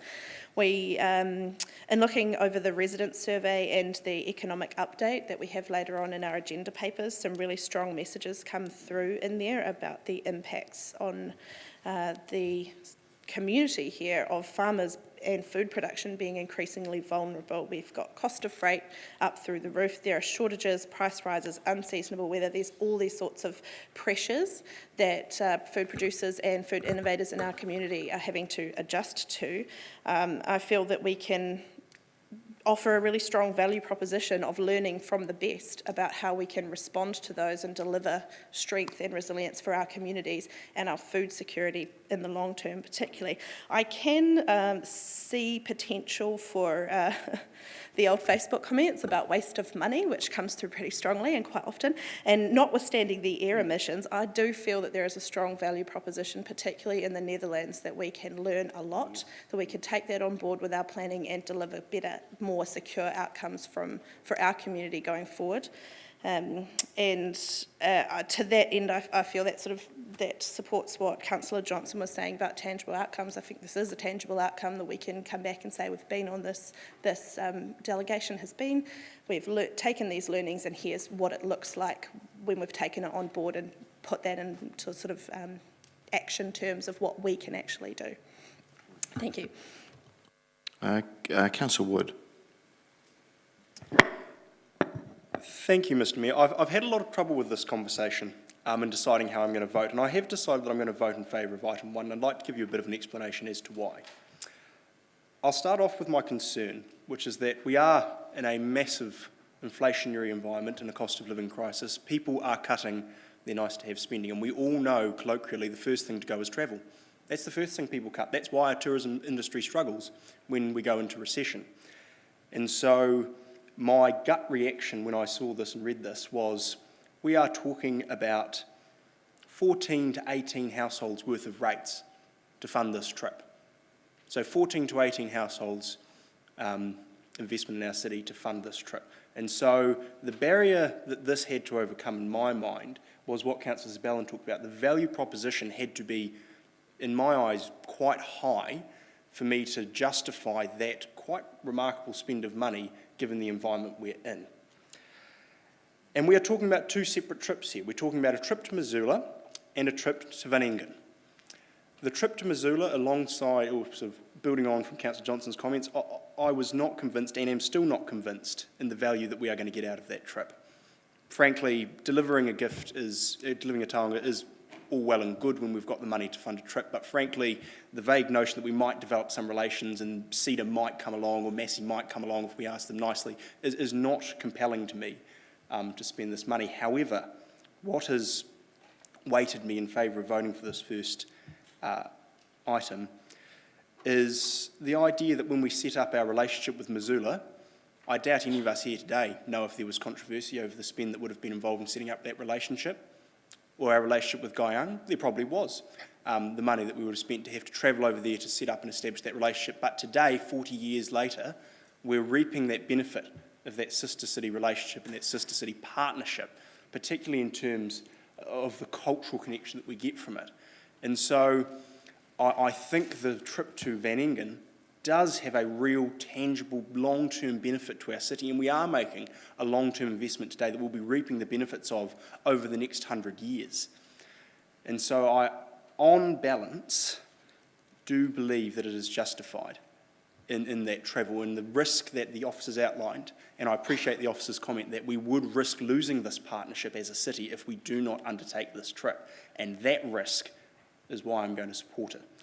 However, I am, alongside the comments that Councillor Johnson made, I am not convinced in the value of item 2. I'm not convinced, as the councillor said, I was more than happy to support paying for the Mayoress's accommodation and incidental costs, but really, as Councillor Johnson said, and I won't go into repeating all of it, we are professionals, the Mayor is a professional, we are here to build a diplomatic relationship, and is there true value in who your spouse is? I'm not convinced. So I will be voting for it. I am a little bit uncomfortable in that, but I appreciate the officer's explanation of the value, particularly on our trip to Van Engen, and I think we will reap these benefits in years to come, and that this is a long-term investment in the cultural and business well-being of our city. Councillor Naylor.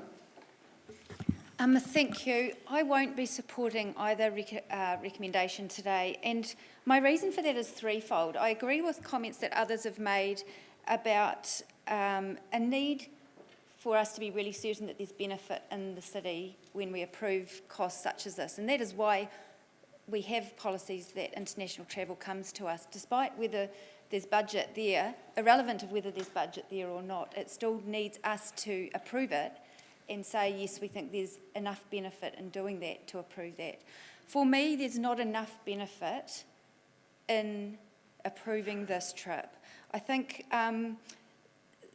in terms of what I've observed over the last 6 years, I've looked really hard to see this reaping the benefits or this value that people talk about of our international relationships.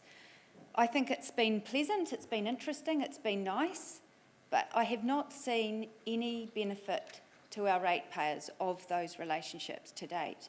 And in my time on council in 6 years, that budget's gone from around 150,000 a year to over 500,000 a year. That budget is there, I'm not questioning that, but we still have to be confident that if we're approving what is in budget and a little bit over budget today, that the trip is justified. The context and the timing are also really important in my thinking around this. When we looked at this, when another paper came in June this year and we decided to put it off, we talked about, our understanding was that was going to be early next year, and that was my expectation. When this paper came talking about June, I was really concerned about the timing in terms of what we already know is possibly going to be one of the most challenging annual budgets to date. I think we're pretty clear on that. June, at the beginning of June, we finished deliberations on the 1st of June. On the 14th, when we do that deliberation, we, just for the benefit of the new ones, that is not when we set things in concrete. That is when we look at each item by item. It is not till the 14th of June that the information comes back to us with the full context, the full financials, and the full implications of those tentative decisions that we've made during the deliberations. Just if many of you will recall that meeting took all day this year. And that meeting, we had to face an additional $4 million that we hadn't been aware of, that was over and above what was in the draft plan. And we had many attempts to try and address those issues. That took all day. Some of us tried to reduce the capital program by 15 million. That vote was one vote from going through. So who sits around that table? I think that is a process that the Mayor needs to lead.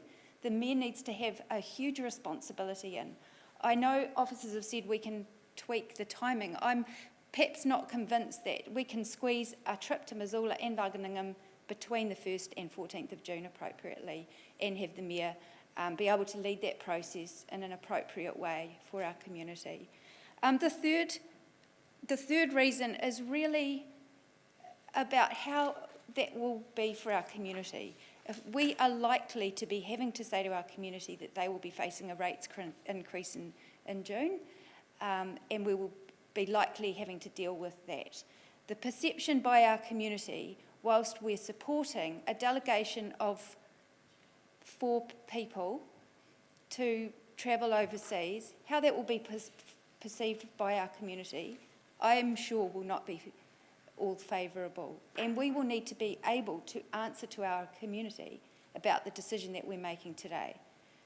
And sorry, that's a little bit long-winded, but I did want to just explain that. In terms of the priorities of this council and what I perceive as the priorities of the Mayor, I think the annual budget is probably one of the more important things, particularly in the current economic and financial environment and the constraints that we have as a council to address. You know, it's going to be a challenging budget, so I won't be supporting either recommendation. Sorry, Councillor, you made some comments around numbers. The staff got quite nervous when you mentioned them. I'll just get the Chief, David, to comment. Through you, Mr Mayor, David Murphy, Chief Planning Officer. Just to confirm, the budget for international relations is 1.5 staff members. So the other half FTE is spent on international relations. And then the budget is, I guess the spendable budget is $80,000. So you're looking at probably somewhere between $200,000 and $250,000. So I think there was a number. Point of order, Mr Mayor. I'm being misrepresented. My comments about 4 people is the delegation. And the budget... No, you made a comment that the budget's gone to international- 500,000. The international relations, the international engagement budget under our economic development strategy in our long-term plan is over 500,000. I checked it last night. I'm sorry, you made comments that you said the international budget has gone from 100 to nearly 500. 150 when I came on council 6 years ago. That's what I said. I think what I said was accurate. I think the officers have put out what it is. Okay. Oh, I'm happy to show anyone where I saw that in the long-term you can plan. show all you like, Councillor. Just to clarify, I think this came up, I think, in the November council meeting when this the last trip was discussed, and I think the budget, as represented in the LTP, includes a whole lot of overheads. So the overheads for the strategic planning unit are split evenly across the different divisions. So, for instance, the international relations staff only, or the international relations office only has 2 staff, but for whatever reason, from a budgeting perspective, there's a whole lot of overheads that are split across the 5 divisions. So, but in essence, the budget is 1.5 staff and $80,000 plus overheads. Councillor, that's it. That's enough. Councillor Finlay. Thank you, Mr Mayor. I wasn't going to speak, but because of the previous debate, if you like, I was going to use another word, but I'll get a smack in the hand for it. I decided to speak. We as a city have got a relationship with Missoula, and it's gone back for many years. And we should continue with that because we do benefit from that. We would benefit from tourism, we benefit from students coming here, and many other things. And as far as Wageningen goes, we spent money sending Mayor Naylor and Mayor... Point of order. Excuse me. That is not correct. Point of order, Mr Mayor. The member is not stating something that is correct. Okay. Mayor Naylor was sent to Wageningen. Not on the ratepayer. Well, he went to Wageningen, so money was spent sending Okay, look, Councillor, we'll just stick to the facts because there's... Well, he went to Wageningen, and also we sent Mayor Grant to Wageningen. Now, if we just going to withdraw from those expenses, what a waste of money that would be.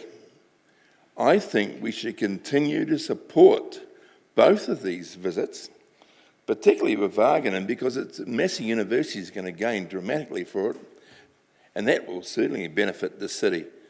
So when we look at what we're spending the money on, and if we look at what sort of return we as a city are going to get, I think we're going to get more than we're going to spend. So I'm going to support both. Thank you.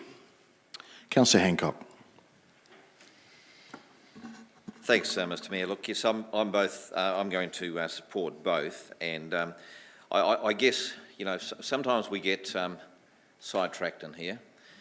Today we're actually here just to approve the mayoral expenses to go overseas to both Missoula and Wageningen. The reality is this is an $18,000 investment, and I always remind myself that entities often fail when they fail to invest in their marketing and they fail to invest in their people. And this is an opportunity for us to do some investment at a very, very low cost with potentially significant benefits. We've got so much to gain in terms of food and fibre learnings, international students, revitalisation of that sector, and also our international profile and reputation. Around food and fibre, we get to learn, we have opportunities around research, development, and as Councillor Isabella mentioned earlier, around food and fibre sustainability.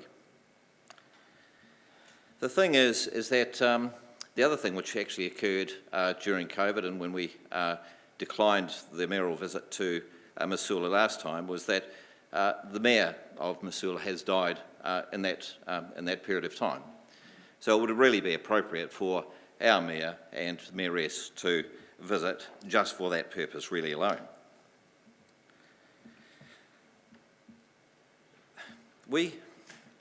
If you want to learn things, you've actually got to engage with people other than yourself. Try and learn something by sitting in a room by yourself and actually learning about all the things that you don't know that you need to learn about. So we're a global country and we need to be a global city and we need to invest in it. The mayoral presence adds value to the delegation. It's not a jolly. So please support both the recommendations before us. Thank you. Right, a reply back to you, Councillor Harper. Thank you, and sorry I didn't start this off, but anyway, finishing. A couple of things I just wanted to say. Every budget we do is challenging, not just the one that's coming up this next year. Every budget we do, we fight over every single dollar that we've got. Going forward, what the officer can't do without this approval of this today is she can't actually plan the delegation, so she can't actually talk to Fonterra and she can't talk to Massey until we actually approve this document. So some councillors were questioning why that hadn't actually been discussed already, because she can't actually do it until this has actually been approved today. So that's why she can't do it, because she was asking for our approval to just sign this off today. Going forward, we all know, as Councillor Hancock has said, it's really important for us to have these relationships with Missoula and with Wageningen. And that's why we need to make sure that we can send our mayor and our mayoress across here with the delegation and with the delegation approved. And that's having CEDA going there as well, because CEDA will come on board once we have the mayor going with them. And I totally agree with Councillor Johnson. We have to have a report that's got outcomes in it coming back. That's totally, absolutely here. And I think the officers have heard what you've said.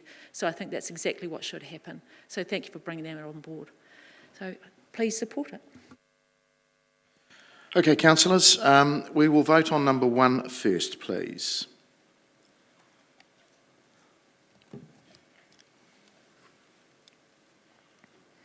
And that has passed 14 votes for, 1 against and 1 abstention. And then we'll go back to the substantive number 2. And again, we will vote on that, please.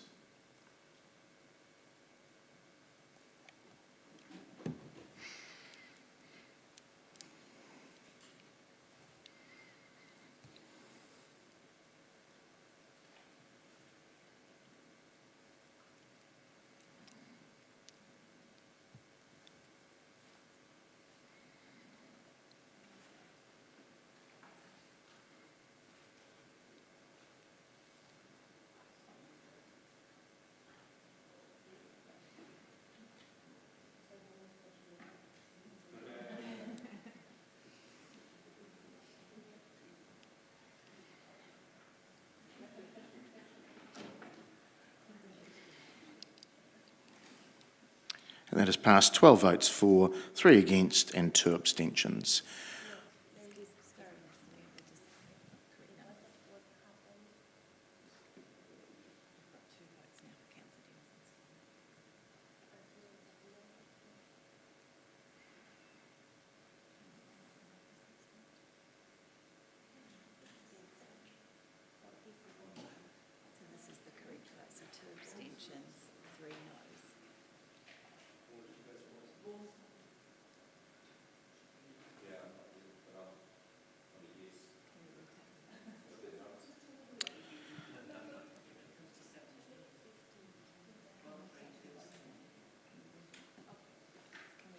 We'll retake the vote.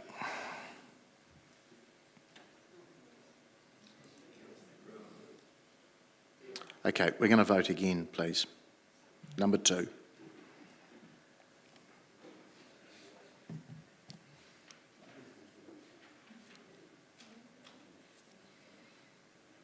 And that is 11 for, 3 against and 2 abstentions. Okay, thank you. We will break now. We're back in the chamber at 11:45. Thank you.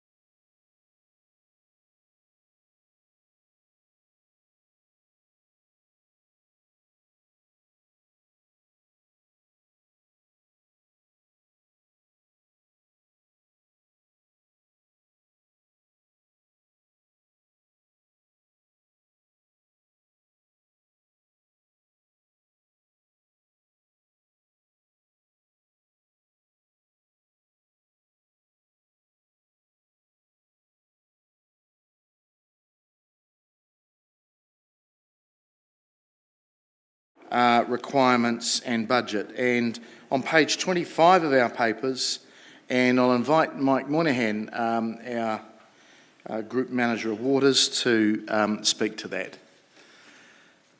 Kia ora, Mike.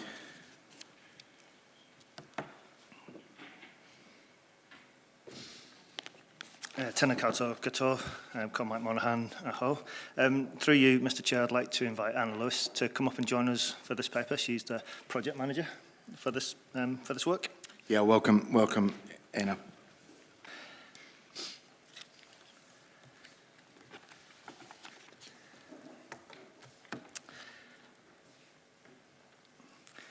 So, good morning, councillors and your worship.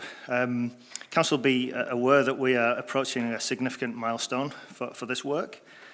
In September, you'll reflect that officers brought a paper to the Finance and Audit Committee detailing the tremendous amount of work that has happened to get us to this milestone.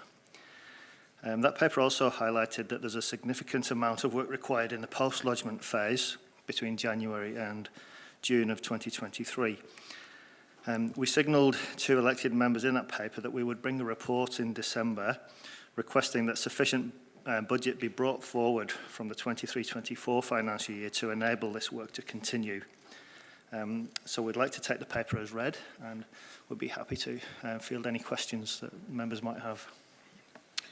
Okay, thank you, Mike. So, in essence, really, this is the lead into the bigger part of work, which is 6.9, which is around the post-lodgement work from RMA. So this is a period, isn't it? We're talking January to sort of July work, prep work for that. That's correct, yes. Okay, so it includes obviously negotiations if an opportunity pops up around the land, and obviously the various monitoring and investigation work, biosolids and wetlands. All right, I'll open it up for other questions. Councillor Barrett. Thank you, Mr Mayor. Thank you, Mike, and thank you, Anna. Just a couple questions at this stage, at least. The first one builds on the last time you were here, and I think it might have been Councillor Arnott, was asking about the new discharge location. And I see in this report that there's further investment needed to do a river mixing study. I suppose I was trying to understand why we need further study and how much evidence we actually have in the bag that's led to the conclusion of the current proposed new discharge point. I might ask Anna to pick that one. Kia ora tātou, ko Anna Lewis aho. Through the Chair, Councillor Barrett, the mixing study that we have outlined in the paper, we couldn't undertake during the winter period because the river levels remained high for a very long time, as many will be aware, and it's inappropriate for us to do that until such time as the river level gets low enough to give an accurate result. Our specialist was involved in the selection of the river discharge location and advised that that was the best place from an ecological perspective for the location.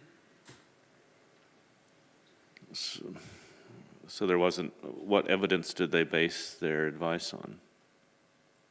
The engineering advice, so we had alternative engineering advice. The river mixing study is for the release of a inert dye that is used, and it's released into the river, and the evidence of where that mixing goes in order to determine the appropriate mixing length in the river.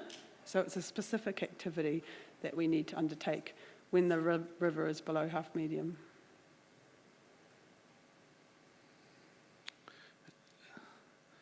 I guess I'm a little bit struggling given that, we've been on this for 5 years or something now. We're kind of at this stage where there's been a number of low flow periods over those 5 years.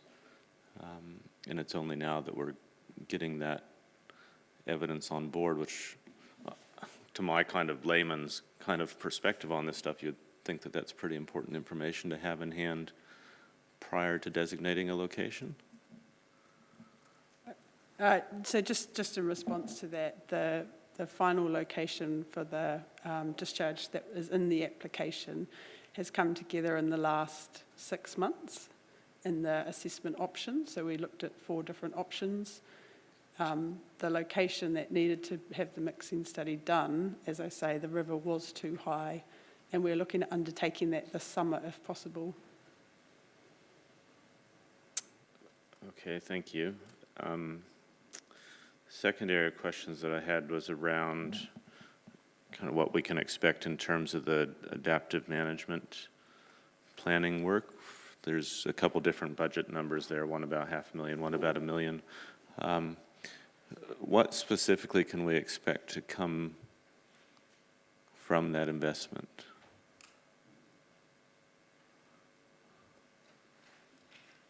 Thank you, Councillor.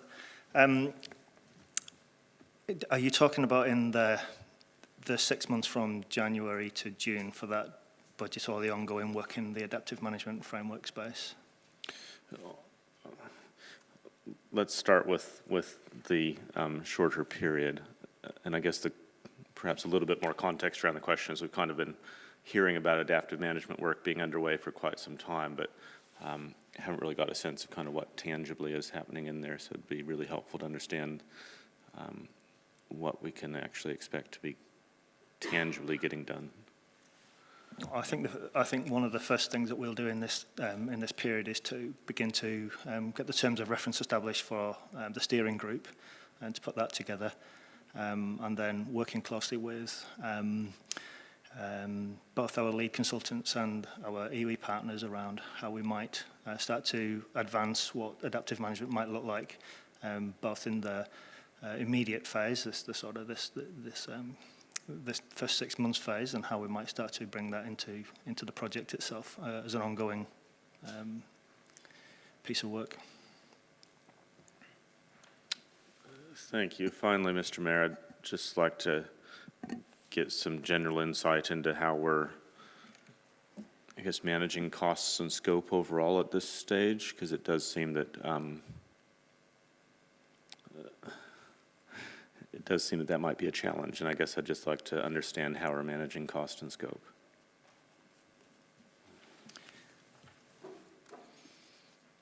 We do have a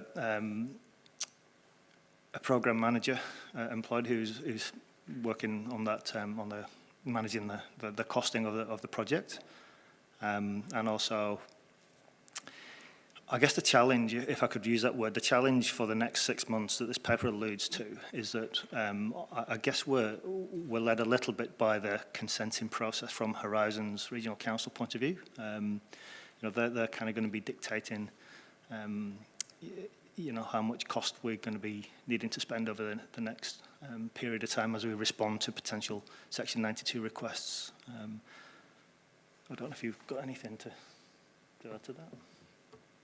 No, as Mike said, and it's outlined in the paper, that the post-lodgement process is entirely in the hands of Horizons. Apart from the work packages that we have indicated we need to carry on with in terms of the adaptive management and the river mixing and some additional monitoring.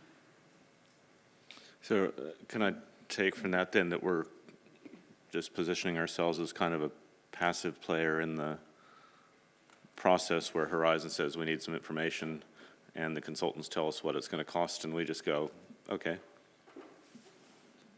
The post-lodgement process is determined by statutory timeframes. So there's a sort of outlined process by the RMA.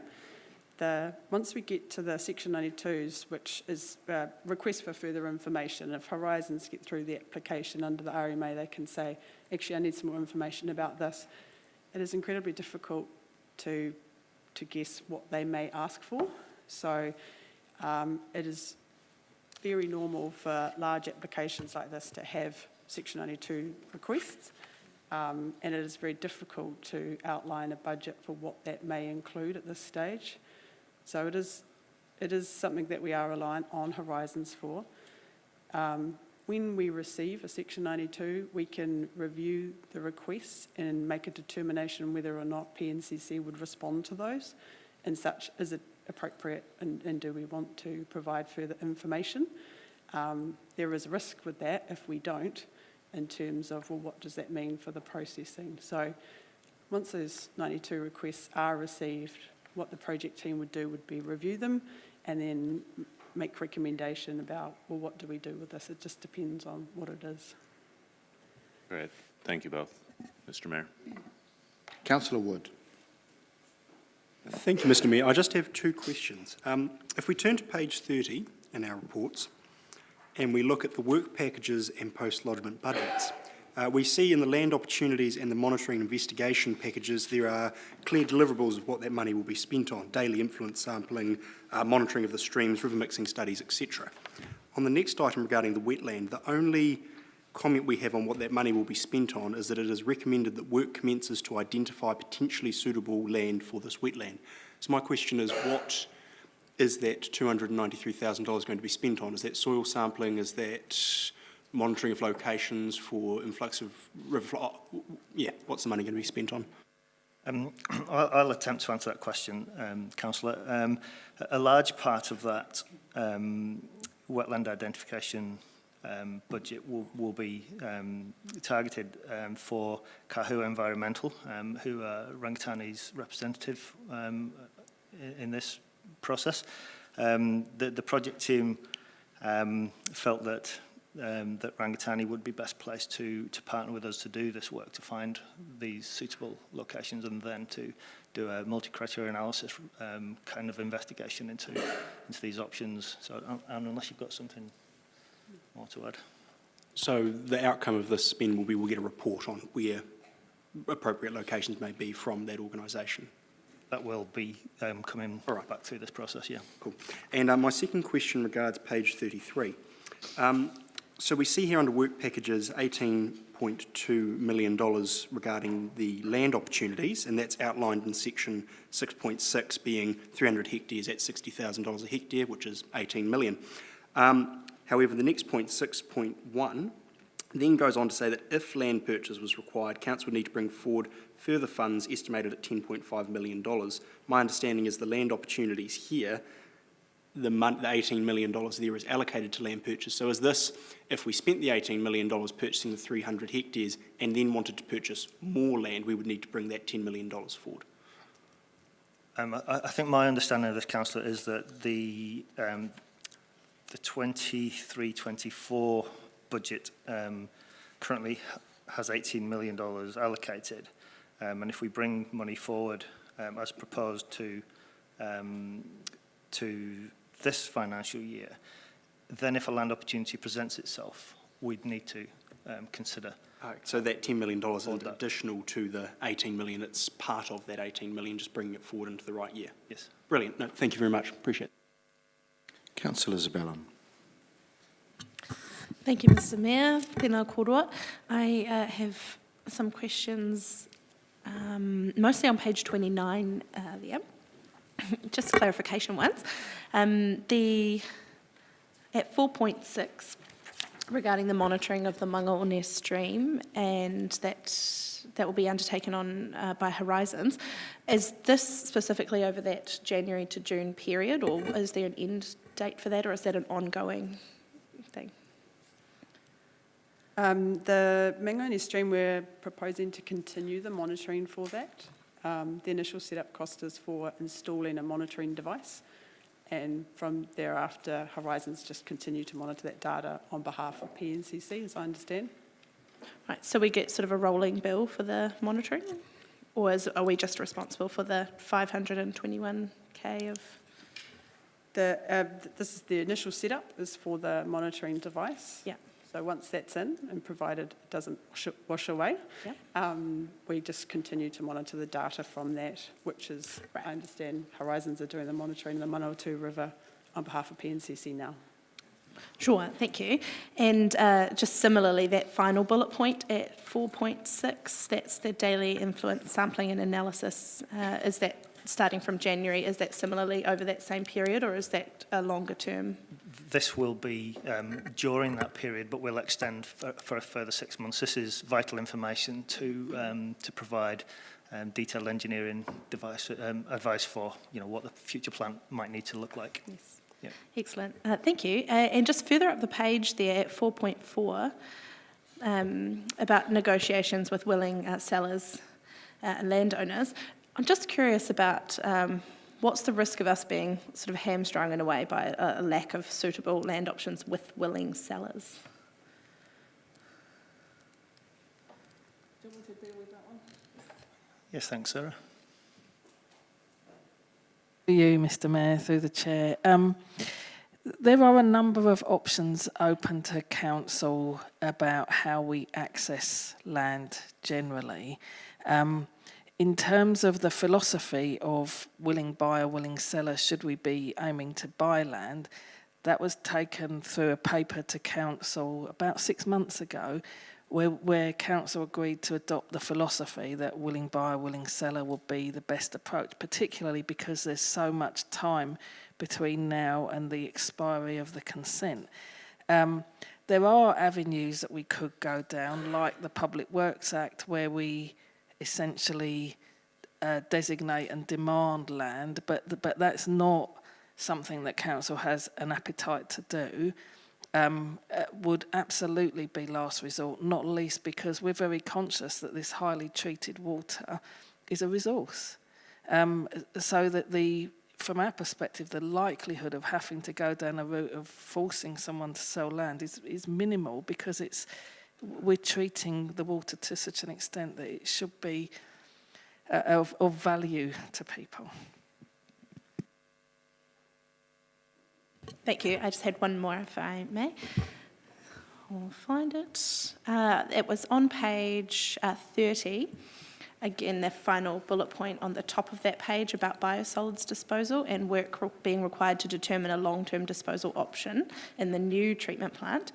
I was curious about the longer-term expenditure of that. So I understand the 280K or so that's set aside as for that sort of scoping work, if you like. And is it sort of too early to call in terms of what the ongoing costs will be when we've settled on a solution? I think it's certainly too early to start talking about an ongoing cost, but we certainly do need an ongoing solution, and this work will inform the ongoing solution. Excellent. Thank you very much, Mr. Mayor. Councillor Harpiter. Thanks, Mr. Mayor. Just on page 29, just talking about the land investigation for the pilot sites, just wondered if you can expand on that bullet point. Yeah, happy to. We're working currently with two landowners for potential pilot sites. We've had initial positive conversations, and we are certainly going to be pursuing those conversations both now and sort of when we come back from the Christmas break. And then it talks about additional land investigation may be required or will be required. What are you meaning with that comment? Well, I think it's probably fair to say that any sites that we've got an interest in, we'll probably need to do further, more detailed analysis of that site. So at this stage, just the two land, the properties that you're looking at is not going to be enough. Is that what you're saying? Long term, but for an initial, for the initial phase. For the pilot. For the pilot, that those two sites would be enough. Okay. Thank you very much. Councillor Johnson. Thanks, Mr. Mayor. Thanks, Mike and Anna. On page 29, under 4.6, where it says there's going to be monitoring of the Mangone stream, can you explain why we're doing that?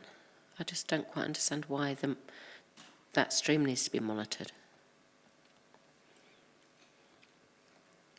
Through the chair, the existing discharge point from the wastewater treatment plant is upstream of the Mangone stream. And as the discharge location has moved further downstream of the Mangone, we need to continue to collect flow data from that stream so we can understand how that will impact on the Manawatu River. So it's providing further baseline information to our investigations. Okay, so it's basically to help us with working out the flows of the river itself where the Mangone discharges into it. Okay, thank you. Correct. All right. Thank you, Anna. Thanks, Mike. That's the questions done. So look, we'll look to vote on this. So around the wastewater treatment consent project, post-lodgement requirements and budget. The council resolves that we approve bringing forward 2.744 $1,500,000, excluding GST, of existing budget from the 2023-24 financial year to the 2022-23 financial year for the post-lodgement phase of the wastewater discharge consent project, WDCP. I'm happy to move that, seconded by the Deputy Mayor. Councillors, I think it just doesn't stop once we lodge. It's the work needs to continue, and actually, in talking to Mike a little while ago, the hard work actually really does start now, and certainly in terms of some of those succinct pieces of work, especially around the biosolids opportunities, the land opportunities, obviously all the RMA work that needs to continue, and the dialogue that will need to continue with the Regional Council and our other partners. So I'm happy to move this and hope that you will support it. I think it's absolutely mandatory. Are there any other comments? There being none, we will vote, please.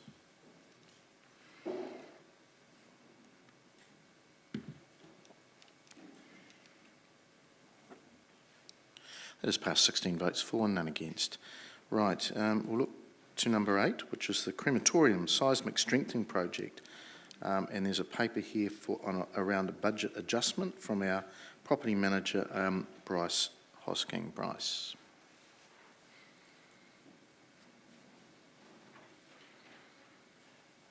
Kia ora, councillors. Just a few brief comments to this as an opening. So for the councillors who were here in the last term, you'll recall I brought a paper to this chamber in September looking to award the contract to Maycroft to do this seismic strengthening work. At that time, the information we had at the time was that the consent was imminent, and essentially, based on the information, there was only some minor changes to be made. Look, that's not uncommon practice to go out for tender while we're waiting for a consent, especially if we're getting that kind of information coming through. Unfortunately, around about a week after Council passed the resolution to grant the contract, a relatively considerable design change came through that consenting process, through the strengthening design review, and unfortunately that had to be incorporated, or we wouldn't be able to get a consent, and we wouldn't be able to continue with the project. Unfortunately, that meant we never actually did award that contract, so we essentially stopped there, got that additional scope designed, and the cost of that is actually reflected in the table on 4.7 of the report. And $768,000 essentially is what that work cost. So regardless of what option Council chooses today, that cannot be avoided. It must be done. If I had my time again, and I knew that was coming, then I wouldn't have looked to award the contract at the time, and we would have instead incorporated that through. Importantly, since that time, the Maycroft in good faith have been working pretty closely with us, working with the designers, and appreciating that this has added quite a bit of cost to the process, have been working with us in good faith to see how they could be reducing any kind of cost escalation. As you'll see, there's around about a $300,000 sum of cost escalation in just over a year. For context, the market during that period of time is probably more closer to about 30% escalation in things. That has settled down a little bit at the moment, but probably my other comment would be we are finding a very, very constrained contractor market at the moment. I know my team has a couple of other building tenders out at the moment on other projects, and we are struggling to get contractors to be tendering for work. That is simply the fact. Meeting with a number of contractors over the last couple of weeks, they have a lot of work in the pipeline. There's a lot of things going on in the city, which is fantastic from a city's perspective, but it is putting a significant drain on the contractor pool, especially in this sort of medium-sized project, which this one fits into. Ordinarily in the past, in previous years, we've probably had 6, 7 different contractors wanting to get involved in a project of this size. Should council choose to re-tender the project, not only would it add a considerable risk to whether the price would actually come in any cheaper than this. In fact, I would hazard a guess to say it might go up. But also, there is a very high likelihood that we may not even get a tender for the project. Obviously, we wouldn't know that until we went out, but I wanted to be very clear on those risks in particular, to, I guess, factor into some of council's decision making from here. So, happy to take any questions. Probably the only concluding comment I would say is, should council go with the recommendations in front of you, the contractor would be on site in February and commencing this work. Happy for questions. Thanks, Bryce. You've probably answered, and so I'll ask it again. We made this decision in September 21. We're 14 months down the track, and you're back here. Yep. Why has it taken so long? There was quite a lot of urgency. Yep. I'm on record for not voting for this because, we took, under your advice, officer advice, the most expensive tender. Yep. And I'm disappointed that we're discussing this all in part one too. I think this is absolutely shocking. Why has it taken 14 months? Excellent question. Essentially, the table in 3.1, I tried to give a bit of a highlight of what has occurred in the time since September. So we got a conditional consent in March. So even once they started to work through that review and they continued to work through that and determined that there was additional work to do, that reviewer took, it must be said, quite some time to actually finalise those, exactly the extent of their changes that were going to be required. And we got a conditional consent in March of this year. So that alone actually added quite a bit of time to the process. I want to be clear, that was a independent external seismic designer, so it wasn't anything from council's side of things. And then from there, it actually had to be incorporated and designed. So essentially, we finished that in June of this year, in which case the Maycroft, the contractor, provided some revised pricing, which was rough order about $250,000 more than the figure that you see in front of you now. In which case, myself playing an active role in this, but also officers within my team, we started to have some conversations with them around value engineering, seeing how we could try and, I guess, mitigate some of these costs and increases, some of which we did, and some of which we didn't. The contractor also agreed to revise some of their costing too, to try and reduce some of that cost escalation through the project. Got to a space in October where we were actually, well, I guess for me at a personal level, I was satisfied that this was now the number that was the number, and the number I was comfortable to sit here and present to you. And essentially here we are from there a month or so later, getting in front of you.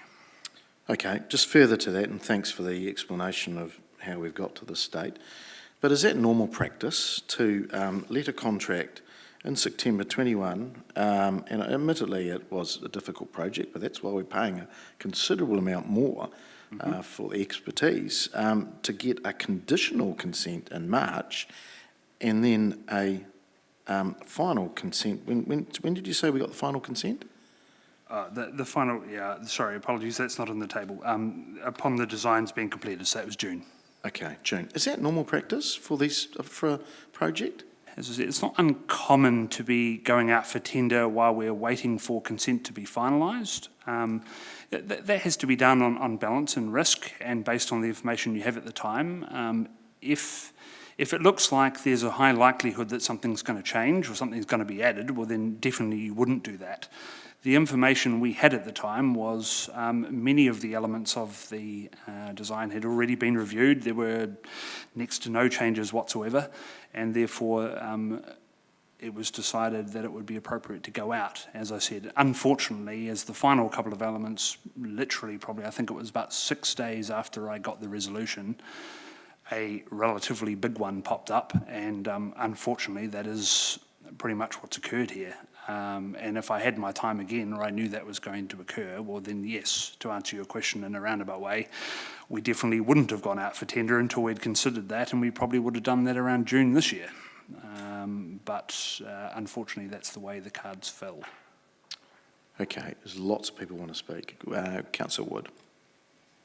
Thank you, Mr Mayor. Just a question to you, Bryce, and I appreciate you covered some of it in your comment, but you highlighted the fact that the price escalation is only $300,000, around about 12% over the last 18 months, which is a remarkably low decrease and probably a testament to yourself and to Maycroft. But my concern is that, and I know we always operate in good faith, but we have to ask questions for if that is not the case and something does go wrong, is that do you have any concern that Maycroft have lowered the price in line with your negotiations to get this across the line, and then once this is across the line, there is an opportunity for a 30% increase as allowed under item 2 in this recommendation, that we're going to see a massive cost balloon once this has been approved?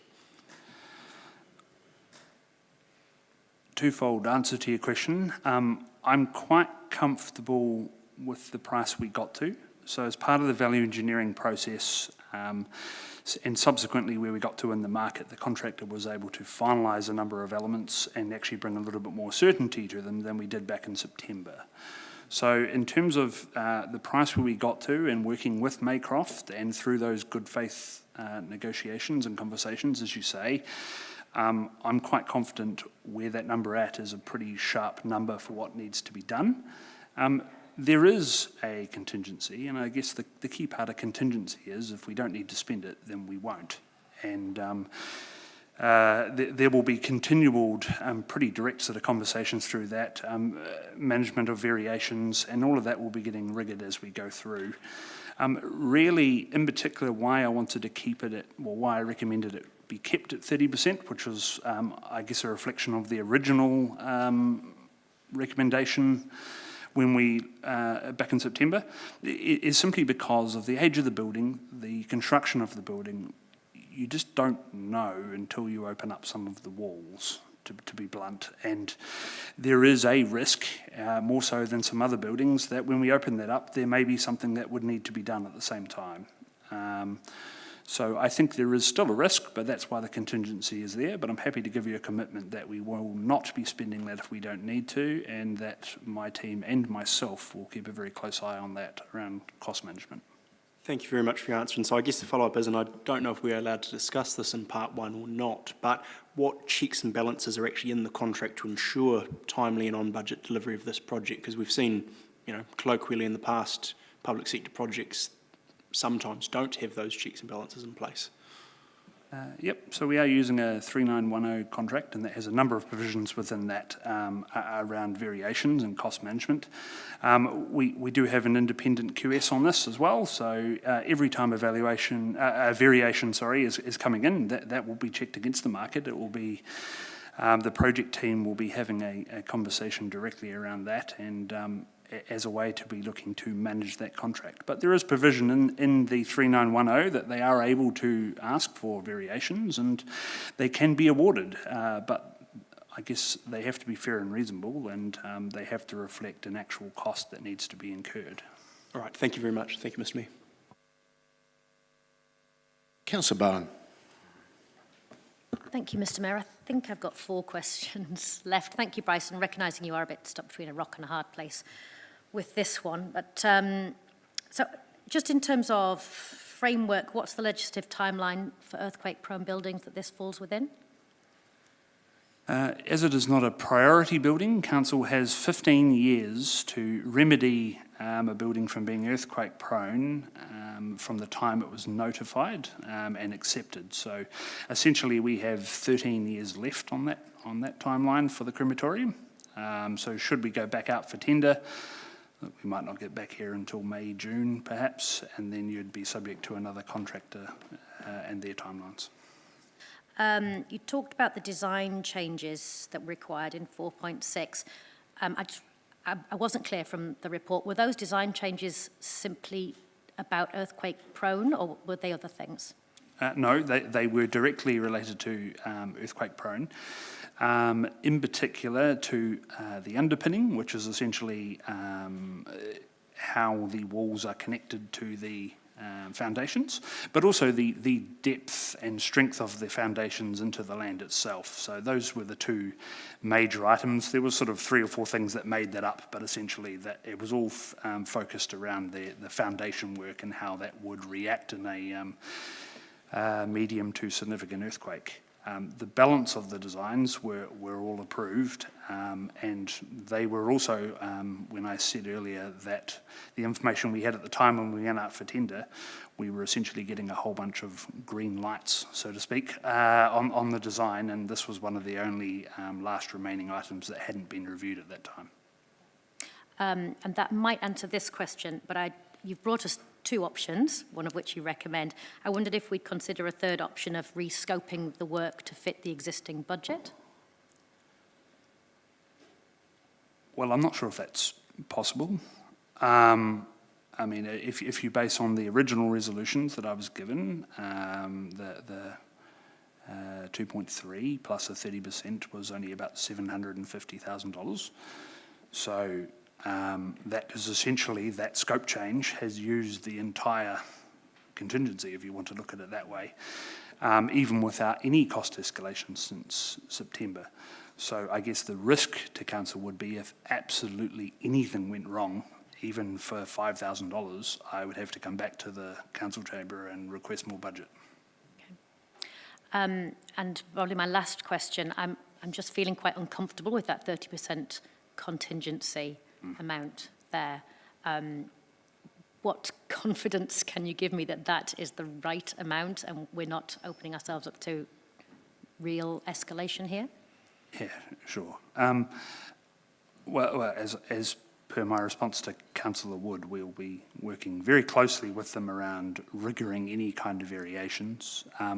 Given we do have a little bit of certainty that maybe we didn't have before, that could potentially be revised down.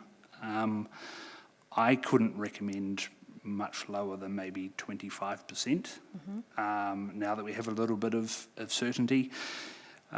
Simply because, as I said, due to the nature of the building, there is still some risk and some unknowns of when we get in to do it, and that comes with retrofit seismic strengthening, I guess, as you just don't know. But there could be some wriggle room there to revise that down, if council wished to, I guess, provide a lower cap, for lack of a better way of putting it. Thank you, Bryce. Mr. Mayor, I'll probably signal that I will look to revise that down. I mean, the officers mentioned 25%, so I'll move that as an amendment and seek a seconder to change that 30% to 25%. Councillor Wood is indicating he would. It's not moved yet, so just keep your powder dry. Councillor Dennison. Thank you, Mr. Mayor. You made, when you first made a comment around it not being in part 2, can I understand why this item is not in part 2 when originally it was for third-party commercial reasons, when we're still under commercial negotiations? I would have thought why this hasn't remained in a part 2 setting, either through you, Mr. Mayor. You can direct the question where you like. I'd like to know. I'll just leave it between the officers who wants to answer that. I'm happy to answer that. It was released from, the decisions were released from part 2 in error from myself, to be completely honest and fall on my sword there. In error, I recommended that they could be released prior to a contract being signed, and that is solely an error for me, in which I've apologised to the contractor, and that was accepted but for no other reason other than that. And now that the original decision has been released, there didn't seem a solid logic to be having this discussion in part 2 when the original decision was already released. Can I just understand that we don't have an agreement in place? There is no contract signed with them. We literally drew up the contract documents post the resolution, ready to be signed. However, once this design scope increase occurred, we held off in agreement with the contractor from getting that signed physically. Hence, option 2 is an option, and you could go back out for tender without breaching any kind of contract arrangement. But as I said earlier, that would come with significant risk that I think Council needs to consider. Mr. Mayor, I'm just wondering whether or not we could move this into part 2 for the remainder. I just feel exposing our commercial advantage or exposure to the market with our decision making in this process with nothing in place.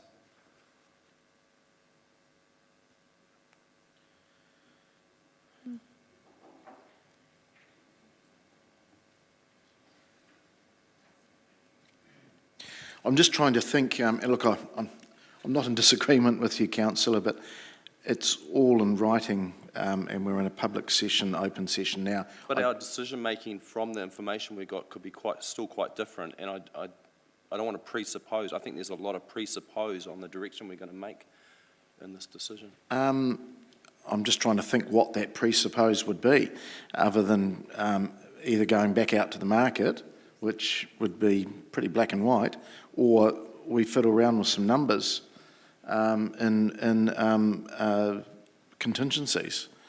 I can't see how. Can I seek some officer? Yeah, I did as well. Yeah. Through the Mayor, if we were looking to move this into part 2, there is actually no reason that's available to you at this current point in time to actually move it into part 2. Okay. So that's part of the problem that we have now and why it's in front of us. Okay, I'll carry on with my questions then. Yep. Is there any other references that have been given to elected members around that we needed the delay in the consent and then the risk through any quarterly update or offline comms or whatever? Has there been any communication to us to heads up on this until this report?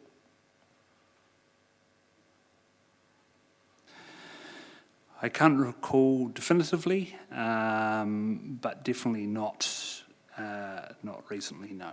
I believe, I do recall perhaps giving an update that there were some delays shortly, I think prior to the end of 2021, but that was probably the last update of any definitiveness I've provided. Okay. I'm understanding that we're currently using the facility, is that correct? Or Correct, it is fully operational. Okay. We're going down to 2.7. You mentioned there's only 2 other private providers. I'm aware of one down John F. Kennedy Drive. Can I understand what the second one is? Yes, there's... apologies, just trying to think of the name of the other provider. On Tremaine Avenue. Lynchway. Lynchway, thank you, Mr. Mayor. Okay, yeah. In 2.7, where it's got the scope of contract, it starts mentioning, in addition to the strengthening work, the refurbishment upgrade work undertaken from the office refiguration. Was that in the original scope, or was this being added to the scope? No, that was included in the original scope. Okay, thank you.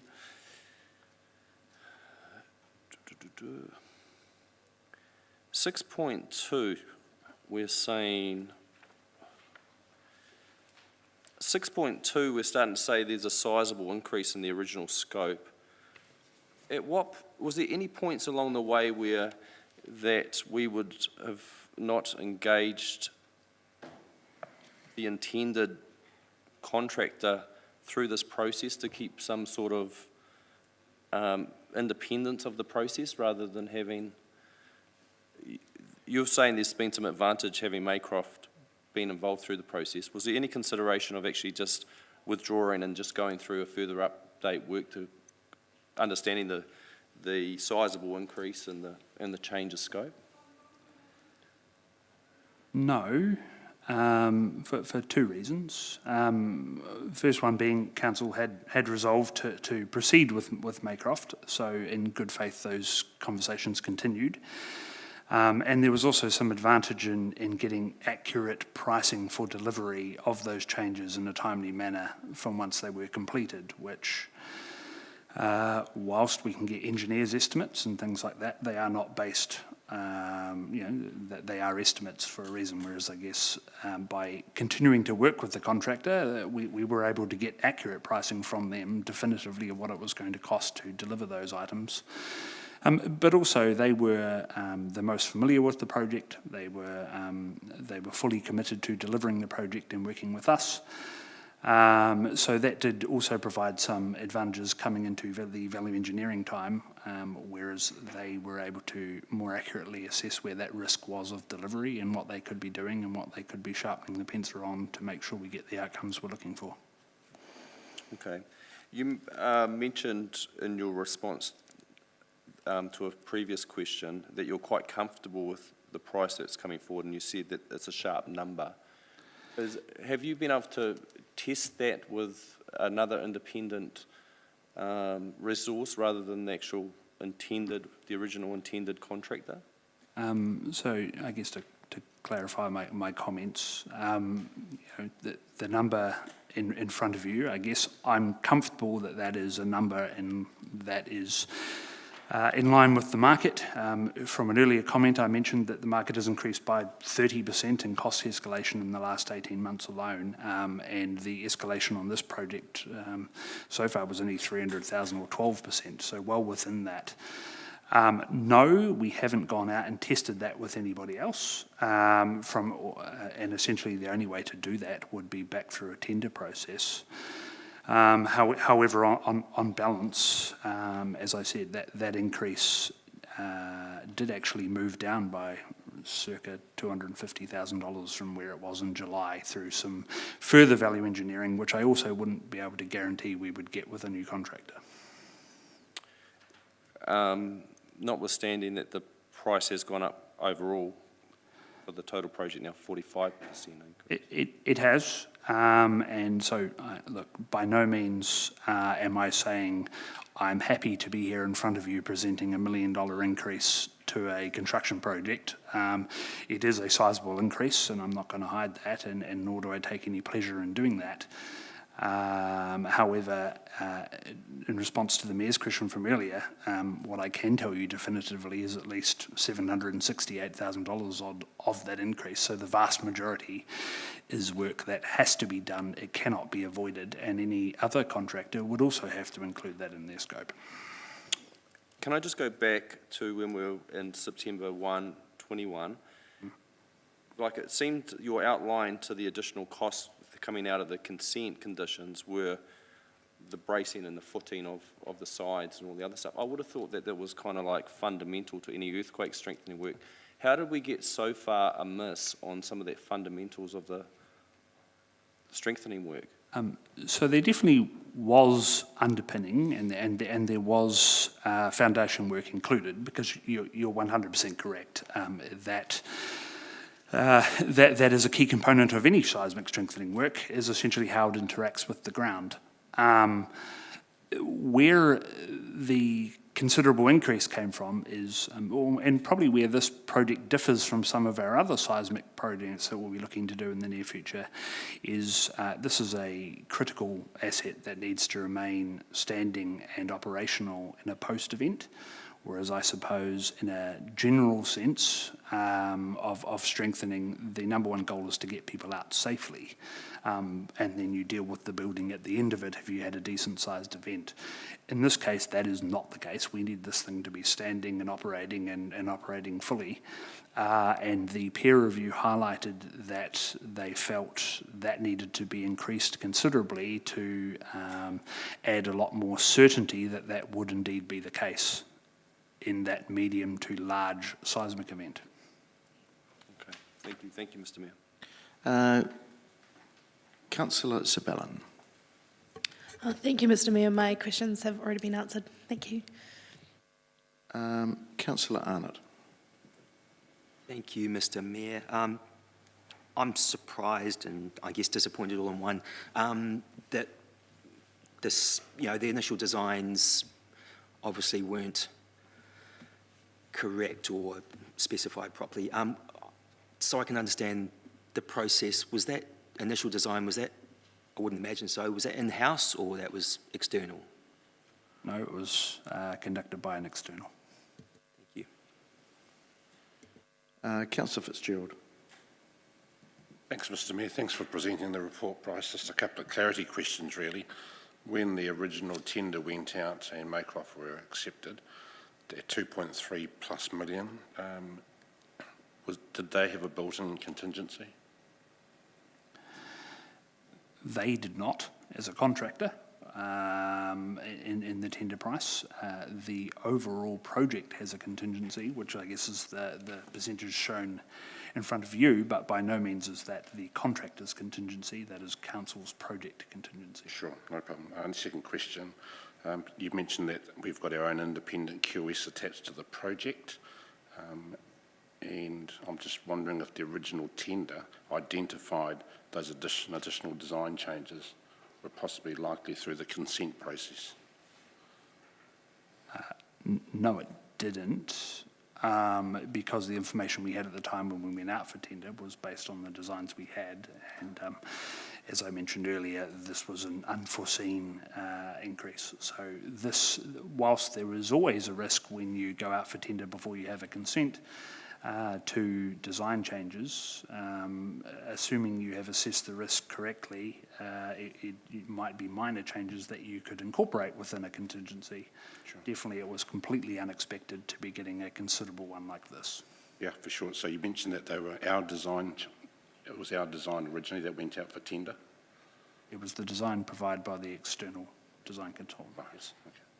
And our QS was aware of the design right from the start? Yes, and they provided estimates at the time leading into that tender based on the designs we had.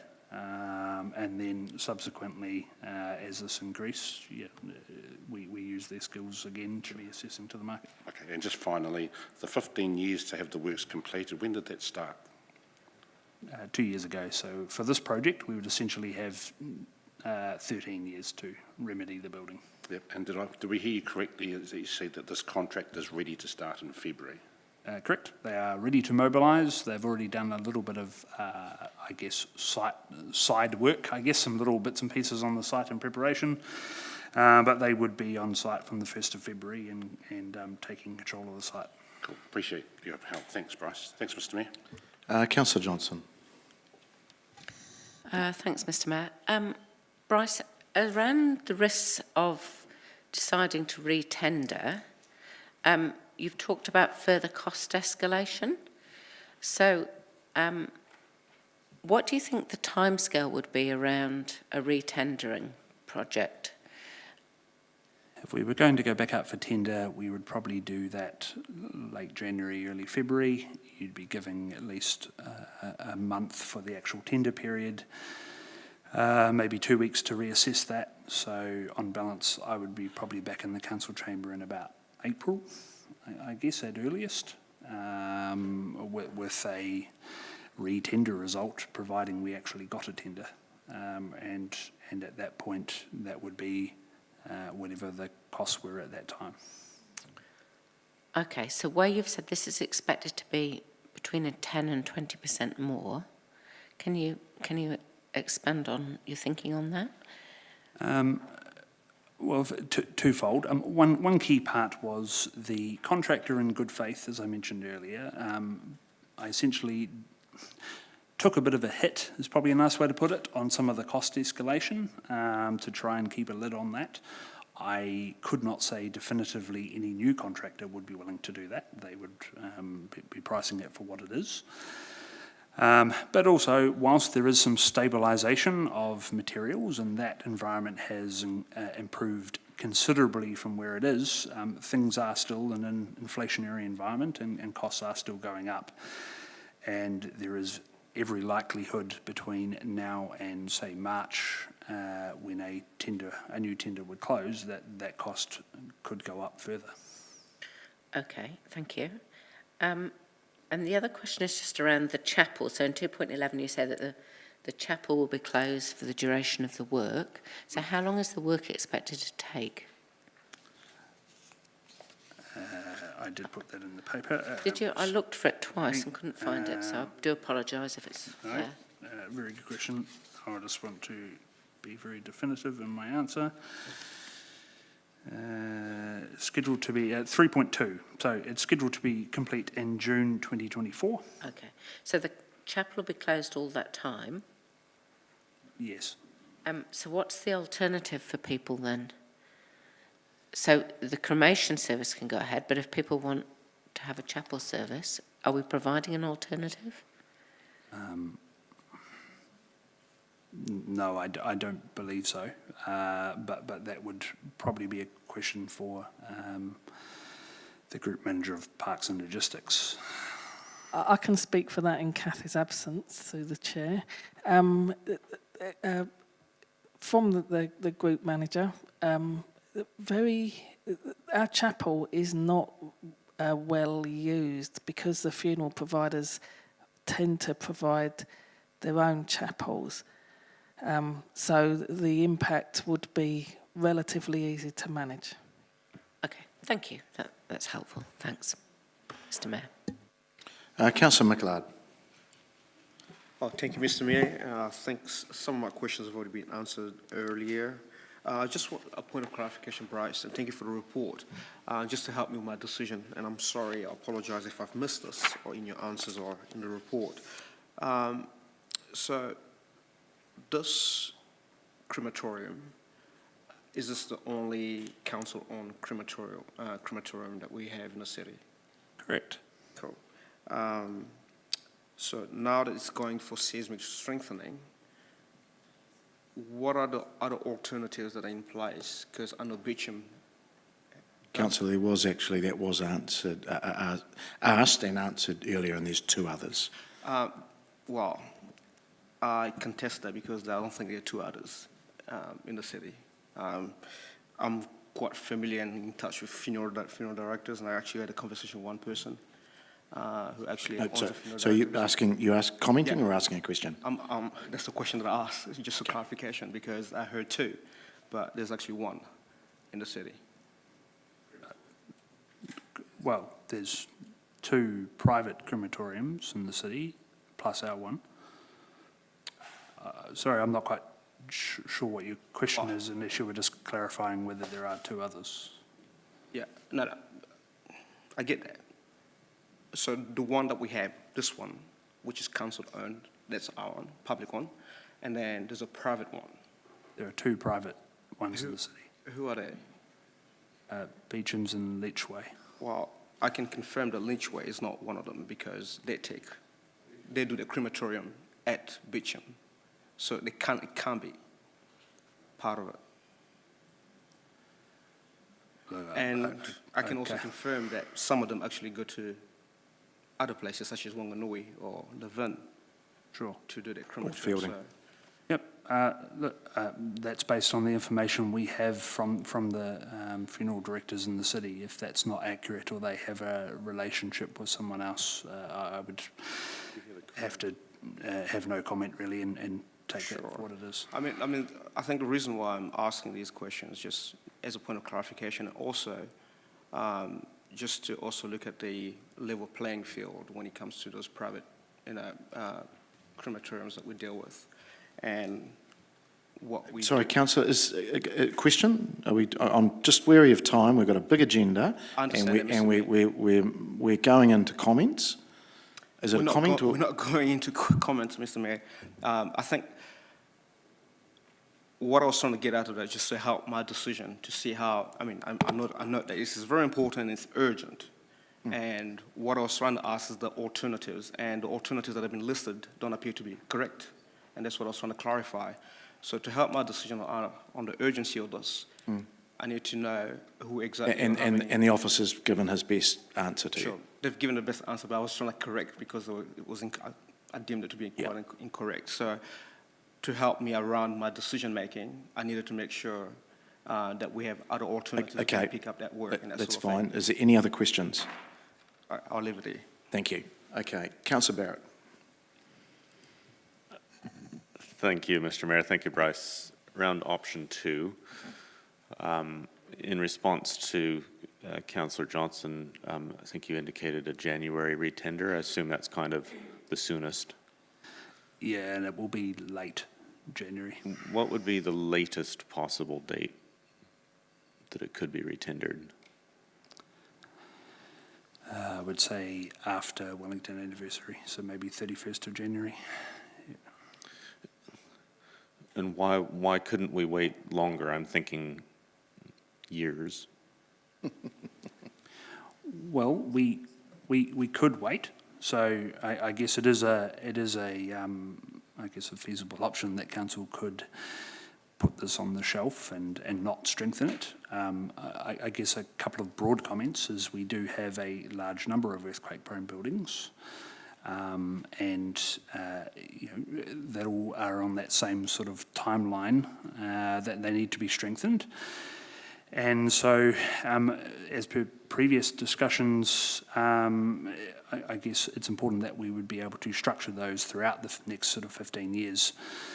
Not only from a physical delivery standpoint, but also from a cost management standpoint over the next 15 years of strengthening, because some of those are relatively large projects. But aside from that as well, this is a critical piece of infrastructure, and it does play quite a critical role in a post-seismic event. So if we did not strengthen it, and then we had a large event and this was unoperational, I guess that would be one less crematorium in the area that would be able to function. Thank you for that explanation. So, part of the justification around this issue seems to be supply chain type things and contractor availability type things, which I understand are at quite unprecedented levels of challenge for us. Is your view that is likely to continue over the next 13 years? Well, I can't comment too far out. What I probably could provide some insight is in the current environment and through my conversations at least over the next 12 to 18 months, the contractor base that historically has tendered on council projects are highlighting that they are very constrained in terms of workloads, and that may have quite a negative effect on the number of tenderers able to tender for our projects, or at best they would tender and there would be considerable delays as we would have to work in with their availability. So if we were to defer, would your advice be to defer for a few years rather than a few months? Well, my advice would be for this one to not defer it, simply due to the nature of what it is. It would essentially go back into that pool of buildings to be strengthened. Look, almost certainty if it moved out a few years, it would go up in cost further. So it will never be as cheap as it is now, but it is a critical piece of infrastructure. So my professional advice in this forum would be that this was chosen to be the first one for a reason on that basis, and I would recommend we continue to do this one first. Thank you. Mr. Mayor. Deputy Mayor. Thank you, Mr. Mayor. Tēnā koe, Bryce. Just a question. I note that if work were to start in February, that it would take approximately 15 to 16 months to complete, if completed in June 2024. Were there any tenders who indicated a shorter period of time? And are there penalties associated with under normal working conditions if they don't meet that time frame? We got 2 tenders the first time round. Both were relatively exactly the same or there or thereabouts in terms of timeframes. One of the issues that has caused us to take a bit longer than usual is our desire to keep the cremator functional. Obviously, if you completely closed the building and they could just go absolutely nuts to get the work done, you could probably complete it in a quicker amount of time, but that has caused some delays in terms of... sorry, I forget the second part of your question. Oh, if we were to go with this, option one, are there any sort of mechanisms we could use? Penalties. Should someone not, should the contractor not fulfil the task within that time? Yes, there are. So the 3910 contract has definitely has pretty strong provisions for penalties and liquidated damages and the likes should it not be completed on time. And I guess whether officers or council chose to implement those would be a decision, I guess, on balance, depending on what the reason for the delay was. And my second and last question around this is, given that the proposal is that the chapel be closed, what was the contingency around that? Is it just, was there an assumption that people would just go there for the cremation only, and they would go to another venue and pay for that for the chapel service? Yeah, as per the comments from Sarah, yes, essentially they would just not use the chapel, they would choose an alternative venue, but should they wish to use the cremation services, then they could continue to do so. Thank you. So that would be at an additional cost to the bereaved families to use another chapel somewhere else and then use the council's crematorium? Highly likely. Would it be? Unsure, sorry, not my area of expertise. Thank you. Councillor Harpiter. Sorry, Mr. Mayor, just a quick question. Bryce, the number of, have we got any stats on the number of people that use the chapel in the last year and the number of people that use the crematorium in the last year, the stats?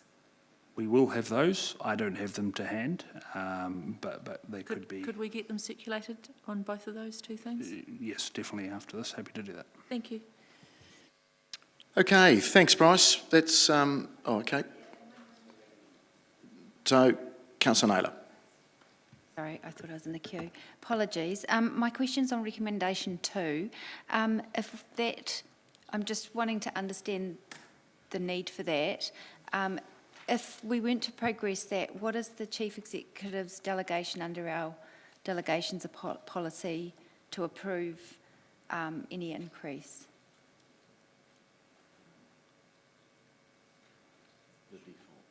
You wouldn't have one. So essentially any variation over that contract sum would be deemed to be unbudgeted and would have to come back to the council chamber.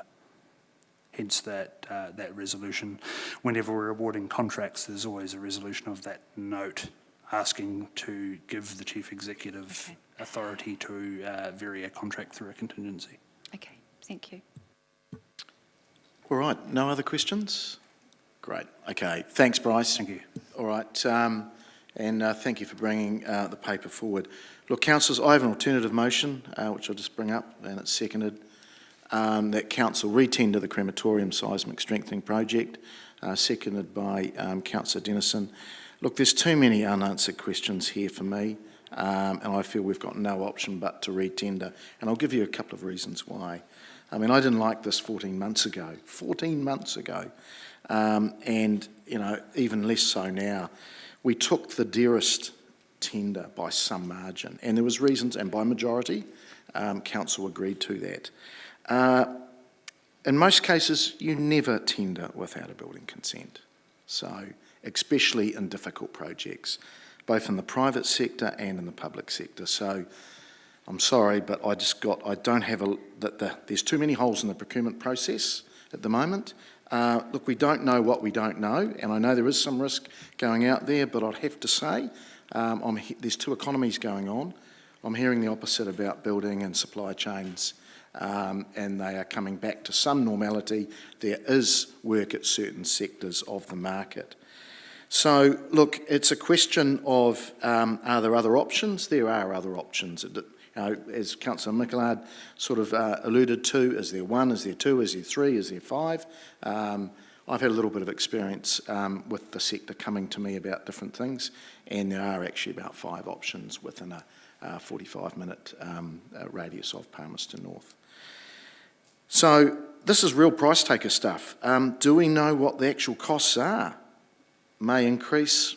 We've been told, officer advice, that the property manager feels they will, but we don't know. Will they reduce? We don't know. All I know is I'm uncomfortable with the procurement process and the way it's gone through to date. And do we need to strengthen at any cost and now? Again, I've left that open because I think we need some judgment from the CE to look at when we do actually go out to retender. Do we need to do it in January? Do we need to do it in March when there's perhaps some more understanding of what the market's going to do? If you look at Reserve Bank forecasts and everything else, I think there's going to be a bit of work around. So certainly a few people are looking for work. So I believe that we must retender. I don't want to take a price at any cost. I'll open it up for any other comments. Councillor Dennison. Thank you, Mr. Mayor. I'm also not happy with how this has progressed, and to give integrity to the outcome, I believe that we have to go back out to the market. This is a 45% increase on what was first proposed, and I think it's just too dissimilar to what we went out with originally. And I tend to agree with the two trains of thought that, it's going to be forever increasing the tender prices, but you do hear in a range of media that also the brakes are getting put on and people are sharpening more pencils and feeling the need to address price. The other pressing issue is there's not so much a pressing issue because there are other providers in the city. I'm not sure how they compare price-wise, but there are other options. When there was a comment made, and it's unfortunate we didn't have the stats for the chapel use, but there was a response back saying that it doesn't actually get that, it's not actually used that much. So I'd like to actually know, as a value proposition, how often the chapel is actually getting used year on year to assess the type of investment that we're making alongside this. And the fact that we've got 13 years to still address it, that we, even if the tender prices come back and they still are in a band, at least we kind of have an assurance that we are in the right ballpark for price-wise. Otherwise, we can press hold. So I'm happy to second this and look forward to the rest of the debate. Thank you, Mr. Mayor. Councillor Wood. Thank you, Mr. Mayor. I want to start by saying I fully understand and have the same feelings that yourself and Councillor Dennison have towards this project. It is frustrating, it is irritating, and it is not nice to see this big of an increase. However, I am strongly opposed to this for a simple fact that I think it's based on a slight misunderstanding of what the situation is that we're dealing with. The majority of this cost increase is an engineering problem. $780,000 or $68,000 of this is an engineering problem. $300,000 of this is an inflation problem. So if our issue is with this price increase, if our issue is the price increase, then the question we need to be asking ourselves is, do we go out and re-engineer and redesign the seismic strengthening? Having spoken with a number of people who have commercial buildings in town and have to get those buildings seismically strengthened, they say they get wildly varying designs from those involved in seismic strengthening to a tune of hundreds of thousands, if not millions of dollars different, because there are that many ways to skin a cat and there are that many ways to seismically strengthen a building. And we've only gone out for one seismic design of how we would go about strengthening this. So if we are going to not approve this today, not approve the original recommendation, which I will be putting if this fails, then I don't think the question we ask ourselves is, should we retender this? The question we ask ourselves is, should we redesign this? To be completely frank, retendering this I see as an absolute waste of time, because all we're doing is retendering the already more expensive design. So if we've got that problem, let's redesign it and see if we can get a more cost-effective strengthening program or let's not re-tender it at all, let's just go with what we've got. Because as the property manager has already outlined, we're getting a good deal. This is only a 12% cost inflation in terms of materials, labour and time. That is markedly lower than what we are seeing in the market at the moment. That is, and as I said in my questions, I give kudos to Maycroft and to our officer for doing that. That is an impressive achievement, and I had concerns that perhaps if we agreed to this, then there may be a cost blowout, but those concerns have been addressed by our property manager. So I am not convinced we are going to get a better deal than this by re-tendering it. I am convinced we're going to spend a lot of time and a lot of money to get the same result. If we want a different result, let's re-engineer the thing and see if we can get a more affordable strengthening alternative. But if we are happy with the engineering that has been done, and given what our officers have said, that it is essential work that has to happen no matter who does the work, then I say let's just get on and do it. There is a reason this is at the front of the queue. There is a reason why this is the first building to strengthen. The idea that we've got 15 years is actually a fallacy, because every single other earthquake-prone building in the next 15 years is going to need to be strengthened.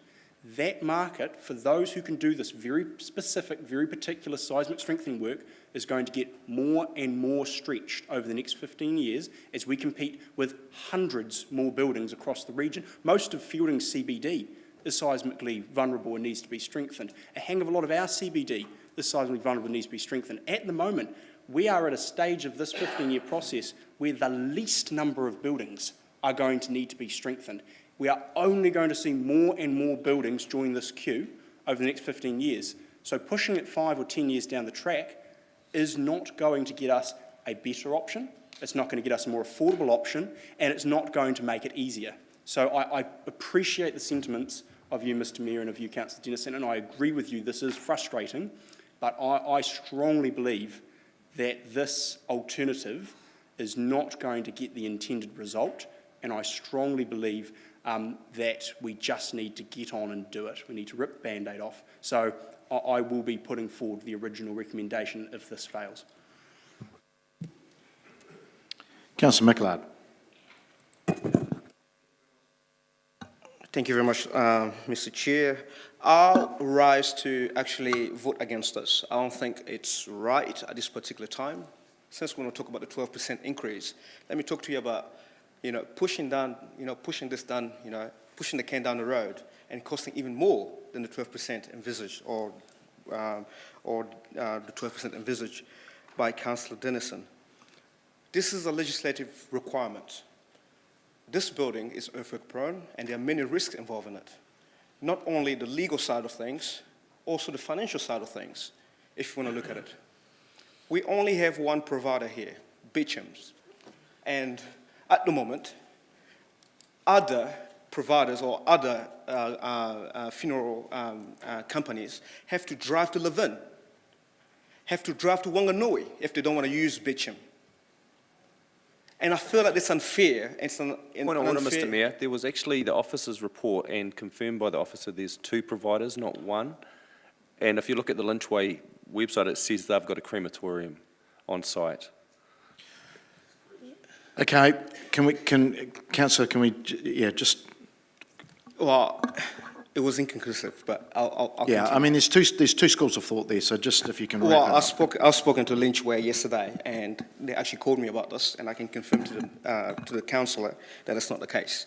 So there's a legal implication to this, that if it's not, prone within the time, earthquake prone within the time frame given to us, we could incur more fines than what the actual cost is. Number 2, if we push or kick the can down the road, the price is just going to rise in terms of high interest, because we're experiencing high interest rates, and also, supply constraints and material delays, which adds more to the cost.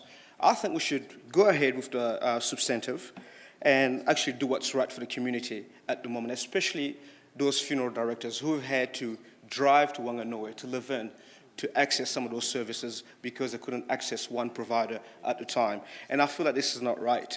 So I'll be voting against this on those bases. And also the other issue that I also wanted to raise is that by retendering this, actually, the council's not acting in good faith. How are we actually negotiating with Maycroft and redesigning the work? And then we're telling them that we're going to stop this and retender. It's not good faith, and I think this is bad. And this puts us in a bad position as a commercial agent in the community or in the eyes of many businesses. That once a contract has been agreed in principle, not necessarily in writing, that we can actually pull the plugs off when we feel that it's costing too much or that other extra-natural circumstances have happened. It's in bad faith. When you think about negotiation 101, it's bad faith. So I will not be supporting this, and I'll support the substantive to say that we build and that we strengthen the crematorium and actually make sure that other providers who do not want to use another provider or private company can actually use the public facilities provided by the council. So, Councillor Arnott. Thank you, Mr. Mayor. I'd just like to say that in this climate, this council needs to be making sure design is right in the first time round, with accountability on performance and spending. As we can see, we're being asked to increase this budget by $1 million due to redesign, and costs have increased by 30% in 18 months. I'd certainly like to see more emphasis from this council on fixed pricing, like it is in the real world, and going forward, this chamber needs to be making informed decisions in a timely manner and avoiding these unnecessary extra costs. This open checkbook society needs to be shut. It's a real concern, and heavens forbid, if we do have a major disaster here in Palmerston North or the wider Manawatu, this building will need to be widely used. Therefore, I'm of the view that we need to bite the bullet here and improve this extra spending by choosing option 1, thus having the contractor Maycroft start the seismic strengthening this coming February as planned. I can clearly see any other option than choosing option 1 will end up costing the city a whole lot more. Thank you. Councillor Fitzgerald. Thanks, Mr. Mayor. Just a couple of points that, regardless of which we do, just keep in mind that we've already got the consent. So if you go out to redesign, you're going to need to do another consent. A colleague of mine who's a funeral director at Litchway confirms there is no cremation service at that property, but they use Kelvin Grove. Councillor Johnson. Thanks, Mr. Mayor. I'm not going to be supporting this motion. 3 main reasons. Some of the reasons have been traversed by colleagues, but I'll attempt to be concise. The first one is that the crematorium is critical infrastructure. We like in this chamber to talk about nice-to-have projects. The crematorium is an essential service. And should there be a seismic event and people's lives are lost, I hate to think that we would actually find out for real how essential it is to have a crematorium. And in terms of putting this off, delaying any further, I think we've already had a substantial delay in this project. It was designed to be one of the first earthquake re-strengthening projects that we did for a reason, because it's critical that we have this piece of infrastructure and that it is seismically resilient. We've already had a delay in terms of the redesign that was required to bring it up to an adequate seismic strengthening. So I'm not keen to delay any further. That's the first thing. And I think this isn't a project that is an optional one, like perhaps some are. This is an essential project, and that point just has not been adequately emphasised, I don't think, up until now. The second thing is that by re-tendering, we're taking a huge risk that costs actually increase further. The reason that the costs have increased is partly due to the redesign that's been required to achieve the adequate seismic strengthening. If we go out to tender now, there's a risk, well, first of all, there's a risk that we don't get a choice of tenderers, but secondly, there's a risk that the costs will actually be greater.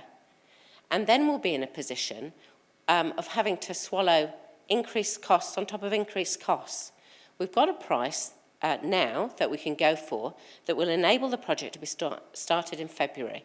And I think we should do that. This is not the first project that's come across our desks where the costs have increased, and it won't be the last, mark my words on that. But there are many other projects where the costs have increased that we've accepted it. Park Road, Cuba Street, just to name a couple. And neither of those were necessarily as essential as the crematorium. So I strongly suggest to you that if you want to keep a lid on the costs, we accept what we've got in front of us now. The officer has advised us that he's been working closely with Maycroft, that they've absorbed some of the increase in costs, and that they have been working with us to keep a lid on the increase. So I don't want to take the risk we go out to tender and we end up with a higher price. The final reason is around reputational risk, which Councillor Michelard mentioned, and I also had noted down the words good faith. Staff have been dealing with Maycroft in good faith. They've been dealing with us in good faith. And I think at this point, it would be a substantial reputational risk to council to re-tender the project. So between increased costs, a critical piece of infrastructure, and I mean critical, and the reputational risk, I don't think this is the moment for getting tough on costs. Let's just accept what we've got to do, accept the Maycroft increase in price, most of which, as I say, is down to a change of scope, which was unavoidable, and let's get the project underway. It's too important to put off any further. Councillor Bowen. Thank you, Mr. Mayor. I agree with many of the comments from colleagues. I'm not going to repeat those in the interests of time. I particularly wanted to emphasise the point about the regional programme of work in this earthquake-prone strengthening space. I think that is a good point and very well made by Councillor Wood. And also that in prioritising this piece of work in our own earthquake-prone building programme, it allows us to engage in some learning about what this is going to take for the rest of our estate. So for me, it's very important that we prioritise this work. And so agreeing with the comments that have been made against this, so I won't be voting for this, and I support Councillor Wood in bringing forward the original recommendation, but would seek his reduction of that contingency to 25% if this failed and that comes forward. I'm happy to second on that basis. Thank you. Councillor Finlay. Thank you, Mr. Mayor. I won't support this. We have a cost and we have a price set in front of us today that this is what will cost us to get the crematorium up and running again. Our council has not got the best of records for procrastination and putting off tenders and going and get more tenders. Can I just remind you of the dog pound that cost us several $1 million by procrastinating? Now, here we have another situation. If we procrastinate once again, how much more may it cost us? At least we know a price that's going to cost us. I will not vote for this. I will vote for Councillor Wood's recommendations, and let's go ahead, get it done, and we know what it's going to cost us. Let's not gamble anymore. We don't usually win. Councillor Zabellan. Thank you, Mr. Mayor. I agree with several of the comments that have been made, so I won't repeat. I will be short and sweet. Despite not having a signed contract, I do feel this action would be unfair to Maycroft if the primary source of the delay and increase in cost is due to design issues that they were not responsible for. That's my understanding. Happy to be corrected if that's not the case. And just speaking to reputational risk as well, I feel it's a small town and we're in a small industry by the sounds of it. Word does get around. We have a willing and cooperative contractor, and I have concerns about what another tender process might look like if Maycroft re-tender or put an application in when they might have an unfair advantage against other potential tenderers, given they've been closely working on the project and its re-scoping. So I wonder if we might just end up with Maycroft being the best option anyway, due to their prior knowledge, and be sort of exactly where we started. And I'd not like to see that happen. So I think I won't be supporting this one. Thank you. Councillor Naylor. Thank you. I actually do support the idea of going out for re-tender, because I don't feel confident that, based on the process and information where we've got to date, that we've got the best cost. But I'm uncertain as to whether we've got the best design. So I would want to move an amendment to that, seconded by Councillor Barrett, to add, following design and scope being reviewed to seek a more cost-effective solution. I do think with anything like this, we do need to be certain that what we're going forward with, that we've got all the information, that we're confident that we're approving something that is cost-effective. Yes, it's critical infrastructure, but I think what we've heard from officers today, that there isn't actual urgency around this in terms of our timeline. I do think we can take a few months just to stop and reflect. What I'm hearing is a level of dissatisfaction perhaps with where we've got to. So I'm promoting, I support what the Mayor has put forward, but would add that we do look at the design and scope to ensure that it is the most cost effective. Okay, I'm just wary of time and everything, so look, I've done the math, so I know where this is going. So anybody else wish to speak on this? And got to make it really quick. Councillor Barrett. I'm happy to leave it, thank you. Okay. All right. So what we're going to do is vote on the red amendment first. And we will then just see where this goes. All right. Thank you. We'll vote on the amendment.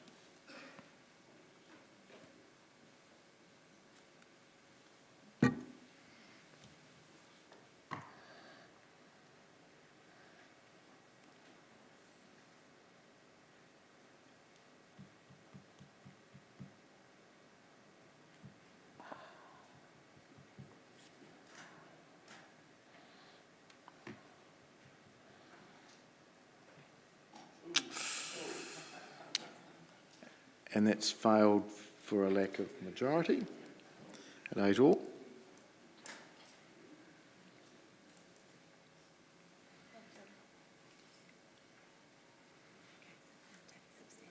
Okay, we're going to take the substantive without the... And I'll just do a closing. And again, I've done the math, so I know where this is heading. Look, the significant increase, councillors, and... should we strengthen? None of you have put the argument that we should be, and as quickly as possible. But my issue here is not at all cost. There's only a couple of us around the table that have done any of this work before, and I'd have to question. Our problem isn't actually design, or it's actually our procurement. The procurement process. You never start this work without a consent, and I think that's been our real issue. If you're doing any sort of property, you get the consent. So we have really opened ourselves up badly here, and I will be seeking some sort of strengthening in that process. We've just handed increases to our contractors. I'm just not happy being a price taker, and some of you have said this is going to continue on and continue on. Well, if we keep voting like this, of course it will. Absolutely. I mean, Councillor Finlay talked about the procrastination, and I suppose the dog pound is not a great one to put up. And look, we will continue to be price takers, and yes, we've got to act in good faith. I understand that there was talk about getting fines and everything else. Don't know where the fines are coming from. We've got quite a bit of time to do this work, but it is a critical building. I do take the comments on that. It's also public money too, and there's a significant increase here, and I just question why we're just rolling over every single time, because we've actually flawed the process ourselves as an organisation. So I would seek some real strengthening on the procurement, and look, the firms involved are good players, and this is nothing against them. We've just had a really bad process, so I'm not happy. So I ask you to vote for this, please.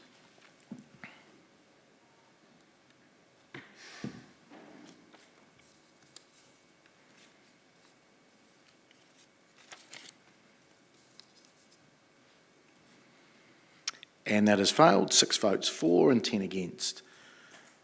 All right, we'll now go back to the other recommendations, and Councillor Wood, you wanted to move that, and I'm sure you've got a seconder somewhere, have we? Yes, Councillor Bowen. Do you want to speak to that? No, I think most of the debate's been had. Okay, good, right answer, thank you. Okay, right. Okay, councillors, we've got it in front of us. 1 and 2, it's around increasing the contract sum and strengthening work by $1,068,824 plus GST. That increases the contract sum from 2.354 million to 3.423 million. That council gives the chief executive delegated authority to vary the contract sum by a maximum amount of 25%. Within the program budget to be used as contingency should it be required in the successful delivery of the contract. All right, we'll vote.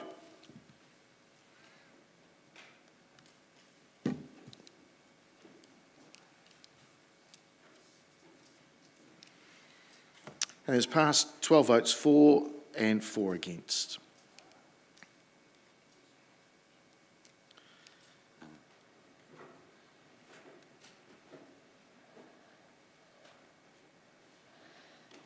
All right, councillors, we'll break now for lunch. Thank you to the officers for hanging on there.